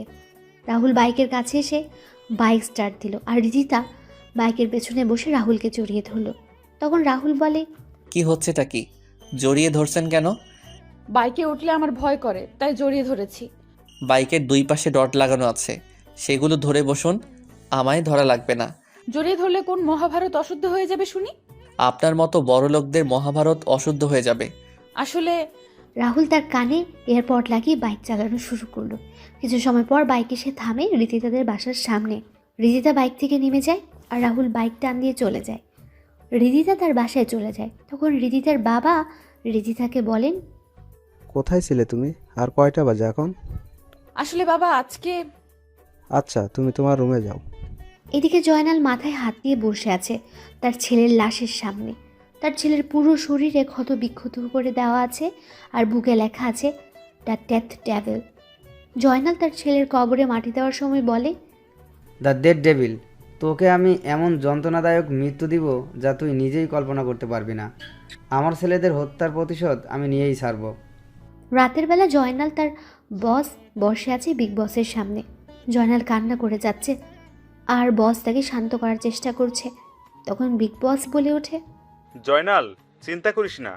ডনি যেমন তোর ছেলে ছিল, তেমনি আমার ভাতিজা ছিল। আমার ভাতিজা হত্যা বিচার আমি নিব খুব তাড়াতাড়ি। আগে আমাদের ডেড ডেভিলকে খুঁজে বের করতে হবে, তারপর খেলা শুরু করতে হবে। না ভাই, প্রথমে ওই এমপি আর এমপির মেয়েকে মারতে হবে, তারপর তার মেয়ে ওই রাজ, আর সবশেষে ডেড ডেভিলকে মারব। চিন্তা করিস না, কালকে রাতেই এমপির গেম ওভার হয়ে যাবে। পরের দিন সকালে রাহুল ভার্সিটিতে এসে সবার সাথে কথা বলছিল। তখনই রিদিতা কোথা থেকে এসে রাহুলের পাশে বসে পড়ে। রাহুল তখন উঠে যাবে, রিদিতা রাহুলের ডান হাত ধরে রাহুলকে বসিয়ে দিল। রাহুল নিজেকে ছাড়িয়ে নিয়ে চলে যায় ক্লাসে, আর রিদিতা মন খারাপ করে বসে থাকে। ক্লাস শেষ করে রাহুল যখন বের হয় তখন দেখতে পায় রিদিতা আগের জায়গায় বসে আছে। রাহুল সেদিকে না তাকিয়ে তার বাইকের কাছে চলে যায়। রিদিতা রাহুলের বাইকের সামনে এসে দাঁড়ায়। তখন রাহুল বলে, সরুন, আমি যাব। আমিও যাব। কোথায় যাবেন আপনি? বাসায় যাব। নিজের গাড়িতে করে যান না? না, তোমার বাইকে করে যাব আমি। আপনি না বাইকে উঠতে ভয় পান, তাহলে? তোমার বাইকের দুই পাশে রড আছে না, ওগুলো ধরে বসবো। কোনো রিদিতা আর কোনো কথা বলতে পারল না। রিদিতা রাহুলের উপর পড়ে যায়। রাহুল রিদিতাকে পড়তে দেখে ধরে ফেলে। রাহুল বলে, রিদিতা, কি হচ্ছেটা কি? আরে উঠুন না, এসব কি হচ্ছে? সবাই দেখছে কিন্তু। রাহুল এগুলো বলছে কিন্তু রিদিতার কোনো সাড়া শব্দ নেই। রাহুল যখন রিদিতার পিঠে হাত দিয়ে ধাক্কা দেবে তখন রাহুল রিদিতার পিঠে ভেজে কিছু অনুভব করতে পারে। রাহুল তার হাত সামনে আনতে দেখতে পায় রিদিতার পিঠে রক্ত। রাহুল তাড়াতাড়ি করে রিদিতার পিঠের দিকে তাকিয়ে দেখতে পায় দুটা গুলির চিহ্ন। রাহুল চারপাশে তাকিয়ে কাউকে দেখতে পায় না। শাকিল, আরিফ, অর্পার, মিথিলা সহ সবাই রাহুলের কাছে চলে আসে। সবাই ধরাধরি করে ভার্সিটি একটা গাড়ি করে রিদিতাকে নিয়ে যায়। হাসপাতালে নিয়ে যাওয়া হলে ডাক্তার রিদিতাকে পরীক্ষা করে তাড়াতাড়ি করে অপারেশন থিয়েটারে নিয়ে যায়। রাহুল কল দিয়ে শরীফ খানকে জানিয়ে দিল। সবাই অপেক্ষা করছে অপারেশন থিয়েটারের বাইরে। আর এদিকে জয়নাল, বস আর বিগ বস বলছে, এবার ওই রাহুল রাজকে ফাঁসিয়ে দিয়ে এমপিকে মেরে দিব, তারপর ডেড ডেভিলের পালা। এরপর এই বাংলাদেশে আমার রাজত্ব আর আমার ব্যবসায় ছড়িয়ে পড়বে। বস, কি প্ল্যানটাই না করলেন! এক ঢিলে দুই পাখি শিকার। এখন ডেড ডেভিলকে মেরে আমার ছেলের হত্যার প্রতিশোধ নেওয়া বাকি। এইদিকে রাহুল বসে আছে অপারেশন থিয়েটারের বাইরে। শরীফ খান কান্না করে যাচ্ছে। অর্পা, মিথিলা, ডলি, আরিফ, শাকিল সবাই দাঁড়িয়ে আছে। তখনই রাহুলের ফোন বেজে ওঠে। রাহুল ফোন রিসিভ করে বলে ওঠে, হ্যাঁ সীমান্ত, বল। ভাইয়া, যে শরীফ ভাইয়ের মেয়েকে গুলি করেছিল তাকে পেয়ে গেছি, এখন কি করব? তুই ওই কুত্তার বাচ্চাকে আমার সেলে নিয়ে যা, আমি আসছি। রাহুল কথাটা বলে ফোন রেখে সবার উদ্দেশ্যে বলে ওঠে, তোরা সবাই এখানে থাক, আমি আমার একটা কাজ শেষ করে আসছি। আর আঙ্কেল, আপনি চিন্তা করবেন না, ধৈর্য ধরুন। রাহুল বেরিয়ে পড়ে তার টর্চার সেলের উদ্দেশ্যে। রাহুল সেখানে পৌঁছে দেখতে পায় একটা ছেলেকে বেঁধে রাখা হয়েছে। রাহুল কোনো কথা ছাড়াই ছেলেটাকে গিয়ে মারতে থাকে। মারতে মারতে ছেলেটার অবস্থা খারাপ করে দিল রাহুল। রাহুল চেয়ার টেনে ছেলেটার সামনে বসে বলে, বল, তোকে কে এই কাজ করতে বলেছে? ছেলেটা কোনো কথা বলছে না, শুধু হেসেই যাচ্ছে। এটা দেখে রাহুলের রাগের পরিমাণ আরও বেড়ে যায়। রাহুল যখন ছেলেটাকে মারতে যাবে তখন রাহুলের ফোন বেজে ওঠে। ছেলেটা বলে, নে তাড়াতাড়ি করে ফোন রিসিভ কর, তোর জন্য সুখবর আছে।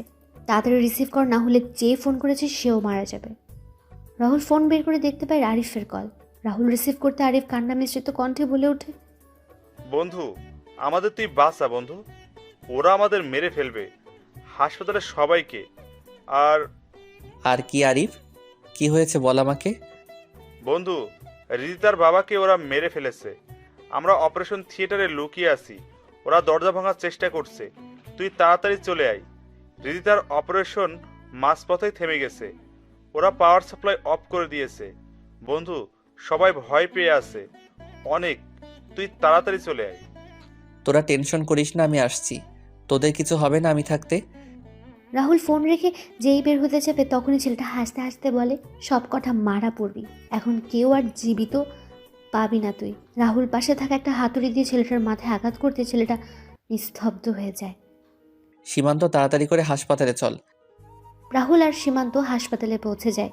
সীমান্ত গিয়ে পাওয়ার সাপ্লাই রুম খুঁজে পাওয়ার সুইচ অন করে। তখন রাহুল আর সীমান্ত দেখতে পায় হাসপাতালে পরিণত হয়েছে মর্গে।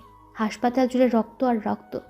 রাহুল আর সীমান্ত তাড়াতাড়ি করে অপারেশন থিয়েটারের সামনে গিয়ে দেখতে পায় শরীফ আঙ্কেল আর কয়েকজন নার্সের মরদেহ পড়ে আছে অপারেশন থিয়েটারের বাইরে। রাহুল শরীফ খানের লাশের সামনে গিয়ে শরীফ আঙ্কেলকে ডাকতে থাকে। Uncle, uncle. কোনো শব্দ নেই। সীমান্ত সহ বাকি সবাই পুরো হাসপাতালে খুঁজেও কাউকে পাচ্ছে না। রাহুল শরীফ খানের লাশ ধরে বসেছিল। হঠাৎ করে শরীফ খান শব্দ করে ওঠেন আর বলেন, রাজ, আমার সময় শেষ হয়ে এসেছে রে। আমার মেয়েটা অনাথ হয়ে গেল বাবা। তুই আমায় কথা দে, তুই ওদেরকে ছাড়বি না। বল বাবা, বল বাবা। হ্যাঁ আঙ্কেল, আমি কাউকে ছাড়বো না। তোমার আর তোমার কিছু হবে। এই তাড়াতাড়ি করে ডাক্তারকে ডাক না তোরা। না বাবা, আমার সময় শেষ। তুই আমার মেয়েটাকে তোর সাথে রাখিস। আমার মেয়েটাকে আমি তোর হাতে তুলে দিলাম। তুই এখনও আর কোনো কথা বলতে পারছিল না শরীফ খান। তখন সীমান্ত রাহুলের কাছে এসে বলে, ভাই, পুরো হাসপাতালে খুঁজে কাউকে পায়নি, মনে হয় ওরা চলে গেছে এখান থেকে। রাহুল সহ সবাই অপারেশন থিয়েটারের সামনে গিয়ে দেখতে পায় অপারেশন থিয়েটারের ভেতর থেকে বন্ধ। রাহুল কল দিল আরিফের নাম্বারে, কিন্তু কেউ রিসিভ করছে না। রাহুলের টেনশন যেন বেড়ে যাচ্ছে। রাহুল একের পর এক ফোন দিয়ে যাচ্ছে, কিন্তু রিসিভ হচ্ছে না। রাহুল সীমান্তকে বলে দরজা ভাঙার জন্য, আর এদিকে রাহুল ফোন দিয়ে যাচ্ছে। হঠাৎ করে ফোন রিসিভ হতে রাহুল বলে ওঠে, হ্যাঁ আরিফ, তোরা কোথায়? আমি অপারেশন থিয়েটারের বাইরে দাঁড়িয়ে আছি। তোরা কই? বন্ধুরে। শাকিল, কি হয়েছে? কান্না করছিস কেন তুই? দরজা খোল তাড়াতাড়ি। কিছু সময় পর শাকিল এসে পাশের একটা রুমের দরজা খুলে দিল। রাহুল সীমান্ত ভেতরে ঢুকে দেখতে পায় সবাই একটা লাশকে ঘিরে রেখেছে আর কান্না করছে। রাহুল ধীর পায়ে এগিয়ে যায় সামনের দিকে। রাহুল সামনে গিয়ে লাশের দিকে তাকাতে থমকে যায়। রাহুল লাশের সামনে যেয়ে বলে ওঠে, আরিফ, আরিফ, কথা বল। দেখ আমি এসেছি তো তোকে বাঁচানোর জন্য। কি রে, কথা বলছিস না যে? আরিফ। রাহুল আরিফের লাশকে জড়িয়ে ধরে কান্না করছে আর চিৎকার করছে, কিন্তু আরিফ নিশ্চুপ। আরিফ পৃথিবীর মায়া ছেড়ে পাড়ি দিয়েছে পরপারের যাত্রায়। কি করে এসব হলো? আমরা যখন অপারেশন থিয়েটারের বাইরে অপেক্ষা করছিলাম, তখন বাইরে গুলির আওয়াজ শুনতে পাই। কিছু বুঝে ওঠার আগেই জয়নাল ও দুইজন পিস্তল হাতে তাদের লোক নিয়ে আমাদের সামনে চলে আসে। আমরা কিছু বুঝতে পারছিলাম না। তখনই আঙ্কেল সামনে গিয়ে ওদের সাথে কথা বলতে যাবেন, তার আগেই ওরা অপারেশন থিয়েটারে ঢোকার চেষ্টা করে। তখন আমরা সবাই অপারেশন থিয়েটারে ঢুকে পড়ি। আঙ্কেল যখন আসতে যাবে তার আগেই ওরা আঙ্কেলের লক্ষ্য করে গুলি করে দেয়। আর আঙ্কেল, আরিফের এমন অবস্থা হলো কি করে? রিদিতাই বা কোথায়? আমাদের ফোনের আলোতে রিদিতার অপারেশন করা হয়। অপারেশন শেষে প্রয়োজন হয় রক্তের, যা পাশের একটা রুমে ছিল, কিন্তু কেউ ভয়ে যাচ্ছিল।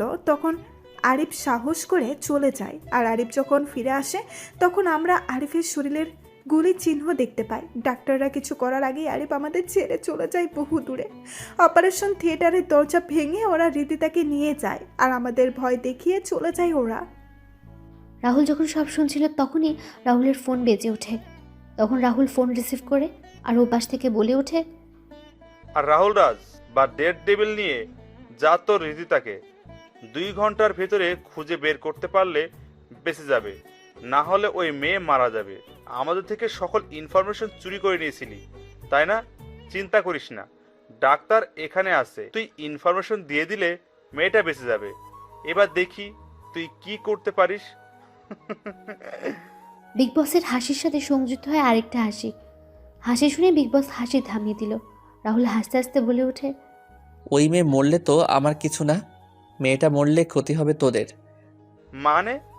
মানে হলো মেয়েটার ফেসবুক অ্যাকাউন্টে আমি সকল ইনফরমেশন সেভ করে রেখেছি আর টাইমার দিয়েছি আজকে সন্ধ্যা 7টা। মেয়েটা যদি মারা যায় তাহলে তোদের আসল চেহারা সবার সামনে চলে আসবে। মনে করিস না মেয়েটার অ্যাকাউন্টে ঢুকে অফ করে দিবি, এটা আমার সৃষ্টি করা। সো আমি মেয়েটার একটা কোড দিয়ে অ্যাক্টিভেট করে রেখেছি, যা মেয়েটা ছাড়া কেউ জানে না। এখন একমাত্র মেয়েটাই পারে তোদের বাঁচাতে।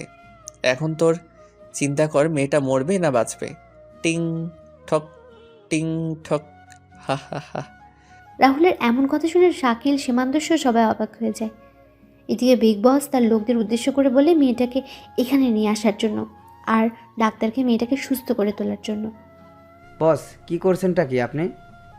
মেয়েটা মরে গেলেও তো ভালো। তোদের এত কথা বলতে কে বলেছে? একটু চুপ থাক না।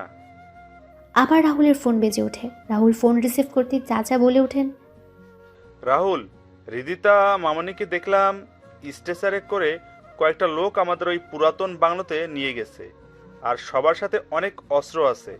আর এখন দেখলাম কয়েকটা অ্যাম্বুলেন্স আর কয়েকজন ডাক্তারকে নিয়ে আসা হয়েছে। ধন্যবাদ চাচা, তুমি চিন্তা করো না, রিদিতার কিছু হবে না। সীমান্ত চল, খেলা শুরু করতে হবে, অনেকদিন হলো খেলা হয়নি। শাকিল, সবাইকে নিয়ে তুই যা, জানাজার ব্যবস্থা কর, আমরা দাফনের আগেই ফিরে আসবো। রাহুল কথাগুলো বলে তার লোকদের নিয়ে বেরিয়ে পড়ে চাচার দেওয়ার ঠিকানায়। রাহুল বাইরে থেকে সমস্ত কিছু একবার পর্যবেক্ষণ করে বলে ওঠে, সীমান্ত, আমরা দুই দিক থেকে আক্রমণ করব, আমি সামনে থেকে আর তুই পিছন থেকে করবি। আমার সাথে কোনো লোক নিব না, তুই সবাইকে নিয়ে পিছনে থেকে ভিতরে প্রবেশ করবি। ভাই আপনি একা? চিন্তা নেই, তোরা তোদের পজিশন নিয়ে নে। রাহুল কথাগুলো বলে ভেতরে ঢুকে পড়ে। রাহুল একজন একজন করে সবাইকে মারতে থাকে আর পেছন দিক দিয়ে সীমান্ত আর তার লোক নিয়ে মারতে থাকে সবাইকে। রাহুল যখন সিঁড়ি পেয়ে উঠছিল তখনই জয়নাল দেখেনি এবং গুলি শুরু করে। রাহুল লুকিয়ে পড়ে আড়ালে। দুই পক্ষের গোলাগুলি শুরু হয়। রাহুলের কয়েকজন লোক মারা যায়, তবে জয়নাল ও বিগ বসের সকল লোক মারা যায়। বিগ বস কোনো উপায় না পেয়ে বলে ওঠে, এই মেয়েকে মেরে ফেলতে হবে, এই মেয়েকে মেরে ফেলতে হবে। এমনি যখন বাঁচবো না, তাহলে মেয়েটাকে মেরে ফেল। আমি আগেই বলেছিলাম মেয়েটাকে মেরে ফেলতে, আপনি শোনেননি। রিদিতাকে যখন মারতে যাবে তখন রাহুল সামনে আসে আর বলে ওঠে, আমি এখানে আসার আগেই ওরে তোরা না মেরে তোরা অনেক বড় ভুল করেছিস, আর আমি এখানে থাকতে তোরা একে মারবি কি করে? মানে? তোদের বোকা বানালাম আমি। সমস্ত ইনফরমেশন ইন্টারপোল অফিসারদের কাছে চলে গেছে, এখন তোরা মারা পড়বি। এদের সব কয়টাকে এখানে বেঁধে ফেল। এত সহজ আমাদের মারা? দেখবি, দাঁড়া, সীমান্ত রিদিতাকে নিয়ে যা তো। রাহুলের কথা শুনে সীমান্ত সহ কয়েকজন এসে রিদিতাকে নিয়ে যায় আর গাড়ি করে হাসপাতালে। রাহুল পিস্তল ঘুরিয়ে কিছু বলবে তার আগে জয়নাল বলে ওঠে, তুই কিন্তু আমাদের সাথে টক্কর নিয়ে তোর মৃত্যুকে ডেকে এনেছিস। তোর সাহস থাকলে পরিচয় দে। কোন পরিচয় দিলে তুই চিনবি জয়নাল আমায়? মানে? মানে হলো আমি হলাম রাহুল রাজ, আমার ডেথ ডেভির সাথে একজন এক্স আর্মি অফিসার। কি? হ্যাঁ রে কুত্তার বাচ্চা, তোর জন্য আমার পরিবারটা ধ্বংস হয়ে যায়। আমি হারিয়ে ফেলেছি আমার দুই বোনকে, আমার বন্ধু আরিফকে। তোর এত লোভের কারণে আমি আমার পুরো পরিবারটাকে হারিয়েছি। আরে জয়নাল, তোর কাজের জন্য তো আমি নিজের জীবন দিয়ে দিতাম, তাহলে এমনটা কেন করলি? তোদের মতো মানুষের জন্য শত শত ভাই তার বোন হারাচ্ছে, বাবা মা হারাচ্ছে তাদের ছেলে মেয়েকে। তোদের জন্য আজ সত্যিকারের ভালোবাসাগুলো হারিয়ে যাচ্ছে। তারপরও আমি তোদের ক্ষমা করে দিতে চেয়েছিলাম, কিন্তু তোরা এই দেশের ক্ষতি করার জন্য উঠে পড়ে লাগলি। তুই তো মারা গিয়েছিলি। আরে রাখে আল্লাহ মারেকে, কথাটা তো শুনেছিস নিশ্চয়ই। কিন্তু তুই আমাদের পরিচয় পেলি কি করে? তোর ডান হাত ফারুকে মারার পর আমি ফারুকের লকার খুলে কিছু ফাইল আর ছবি পেয়েছিলাম, সেখানেই তোর আর তোদের কিছু ছবি পাই। ড্রাগনের পাওয়ার তো জানিসই। তোদের পরিচয় আর তোদের খুঁজে বের করতে আমার কোনো পরিশ্রম করতে হয়নি। এবার সময় হয়ে গেছে তোদের পরপারে যাওয়ার। তুই কাদের জন্য আমাদের পিছনে লেগেছিলি? 4 বছর আগে সিনিয়র ইন্সপেক্টর সুমনার কথা মনে আছে, যাকে তোরা জোর করে ড্রাগস খাইয়ে পাগল করে দিয়েছিলি? আমার আপুটা ড্রাগসের নেশায় এতটা আসক্ত হয়ে পড়ে একসময় ড্রাগস না পেয়ে আত্মহত্যা করে। আমার মা বাবার পর ওই আপুটাই আমায় বড় করে মানুষের মতো মানুষ তৈরি করে এবং একজন আর্মি অফিসার তৈরি করে। তোদের ব্যাপারে সব জানার পর আমি আমার সিনিয়র অফিসারদের সব জানাই এবং তারা আমার সাথে সহমত পোষণ করে। আমার ছোট বোন সীমা যখন জানতে পারলো তোদের পরিচয়, তখন তোরা সীমাকে তুলে নিয়ে ধর্ষণ করে ব্ল্যাকমেইল করতি আর নিজেদের শারীরিক চাহিদা মেটাতি। সবশেষে আমার বোনটাকে তোরা মেরে সেটা আত্মহত্যা দেখিয়ে দিলি। এবার সব কিছুর হিসাব মেটাবো আমি। রাহুল একটা ঝাঁকুনি তিনজনের বুকে আঘাত করতে লাগলো। সবার বুক ক্ষতবিক্ষত করে দিয়ে লিখে the death devil. Boss, Joynal আর বিগ বস চিৎকার করছে, কিন্তু রাহুল কোনো কথায় কর্ণপাত না করে বেরিয়ে যায়। রাহুলরা বাড়ি থেকে বেরিয়ে নিজ হাতে রাহুল বমটা ব্লাস্ট করে দেয়। মুহূর্তে বাড়িটা আগুন ধরে যায়। ব্লাস্ট হওয়ার সাথে সাথে বাড়িটাও ভেঙে পড়ে। তারপর রাহুল 2 ফোঁটা চোখের জল ফেলে, আকাশের দিকে তাকিয়ে বলে, আপু, তোদের হত্যার বিচার আমি নিয়েছি। আরিফ বন্ধু, আমি তোর হত্যাকারীদের শেষ করে দিয়েছি। তোরা ভালো থাকিস, সবাই ওপারে। রাহুল চলে যায়। আরিফ শরীফ খানের জানাজা শেষ করে চলে যায় হাসপাতালে। হাসপাতালে গিয়ে জানতে পারে সকালে ঋষিতার জ্ঞান ফিরবে। সীমান্ত সহ বাকি সবাইকে পাঠিয়ে দিয়ে রাহুল হাসপাতালে থেকে যায়। রাহুলের চোখটা লেগে আসছিল, তখনই নার্স এসে বলে দেয় ঋষিতার জ্ঞান ফিরেছে। রাহুল গিয়ে ঋষিতার সাথে দেখা করে। ঋষিতা সুস্থ হতে 1 মাস লেগে যায়। ঋষিতা তার বাবার এমন মৃত্যুর কথা শুনে কান্নায় ভেঙে পড়ে। ঋষিতা এখন রাহুলদের সাথে রাহুলের মামা মামির। রাহুল ঋষিতাকে বিয়ে করতে রাজি হয়। আজ 32 ডিসেম্বর, রাহুল আর ঋষিতার বিয়ে। এদিকে কাজী বলছে, বাবা এবার তুমি বলো। কি বলবো? কবুল কবুল। হ্যাঁ বলছি, আবুল আবুল। আমি ওর কথা শুনে একটু রাগ দেখিয়ে বললাম, কি বলছিস তুই? এদিকে সবাই হাসছে। ঋষিতা তখন বলে, তুই কবুল বলবি না আমি? ওইটা করে নেবো সবার সামনে। বলছি, কবুল কবুল কবুল। কাজী সাহেব, আর বলা লাগে কি? না বাবা, হয়ে গেছে। দোয়া করা শেষ হলে ঋষিতা রাহুলের কানে কানে বলে, আজকে রুমে আয়, আমি ছুরি আর লাঠি নিয়ে অপেক্ষা করব। আমায় কষ্ট দেওয়া না, রুমে আয়, বুঝতে পারবি। ইন্না নিল্লা, আল্লাহ কি বলছো এসব? আয় রুমে। তখন মিথিলা এসে বলে, দুলাগাই, বিড়ালটা মারিস ভালো করে। আগুনে যা ঘি ঢেলেছিস সেটা এখন অনেক গরম হয়ে ফুটছে। বিড়ালের বিয়ে হবে না। এখন সেটা বুঝতে পারছি। হে সৃষ্টিকর্তা, তুমি রহম করো আমার উপর। পাঠক আর পাঠিকাগণ দোয়া করিয়েন। আমি যাচ্ছি দিয়ার রাগ ভাঙাতে। ভালো থাকবেন আপনারা, আর আমার জন্য দোয়া করিয়েন। দেখা হবে খুব তাড়াতাড়ি নতুন কোনো গল্পে।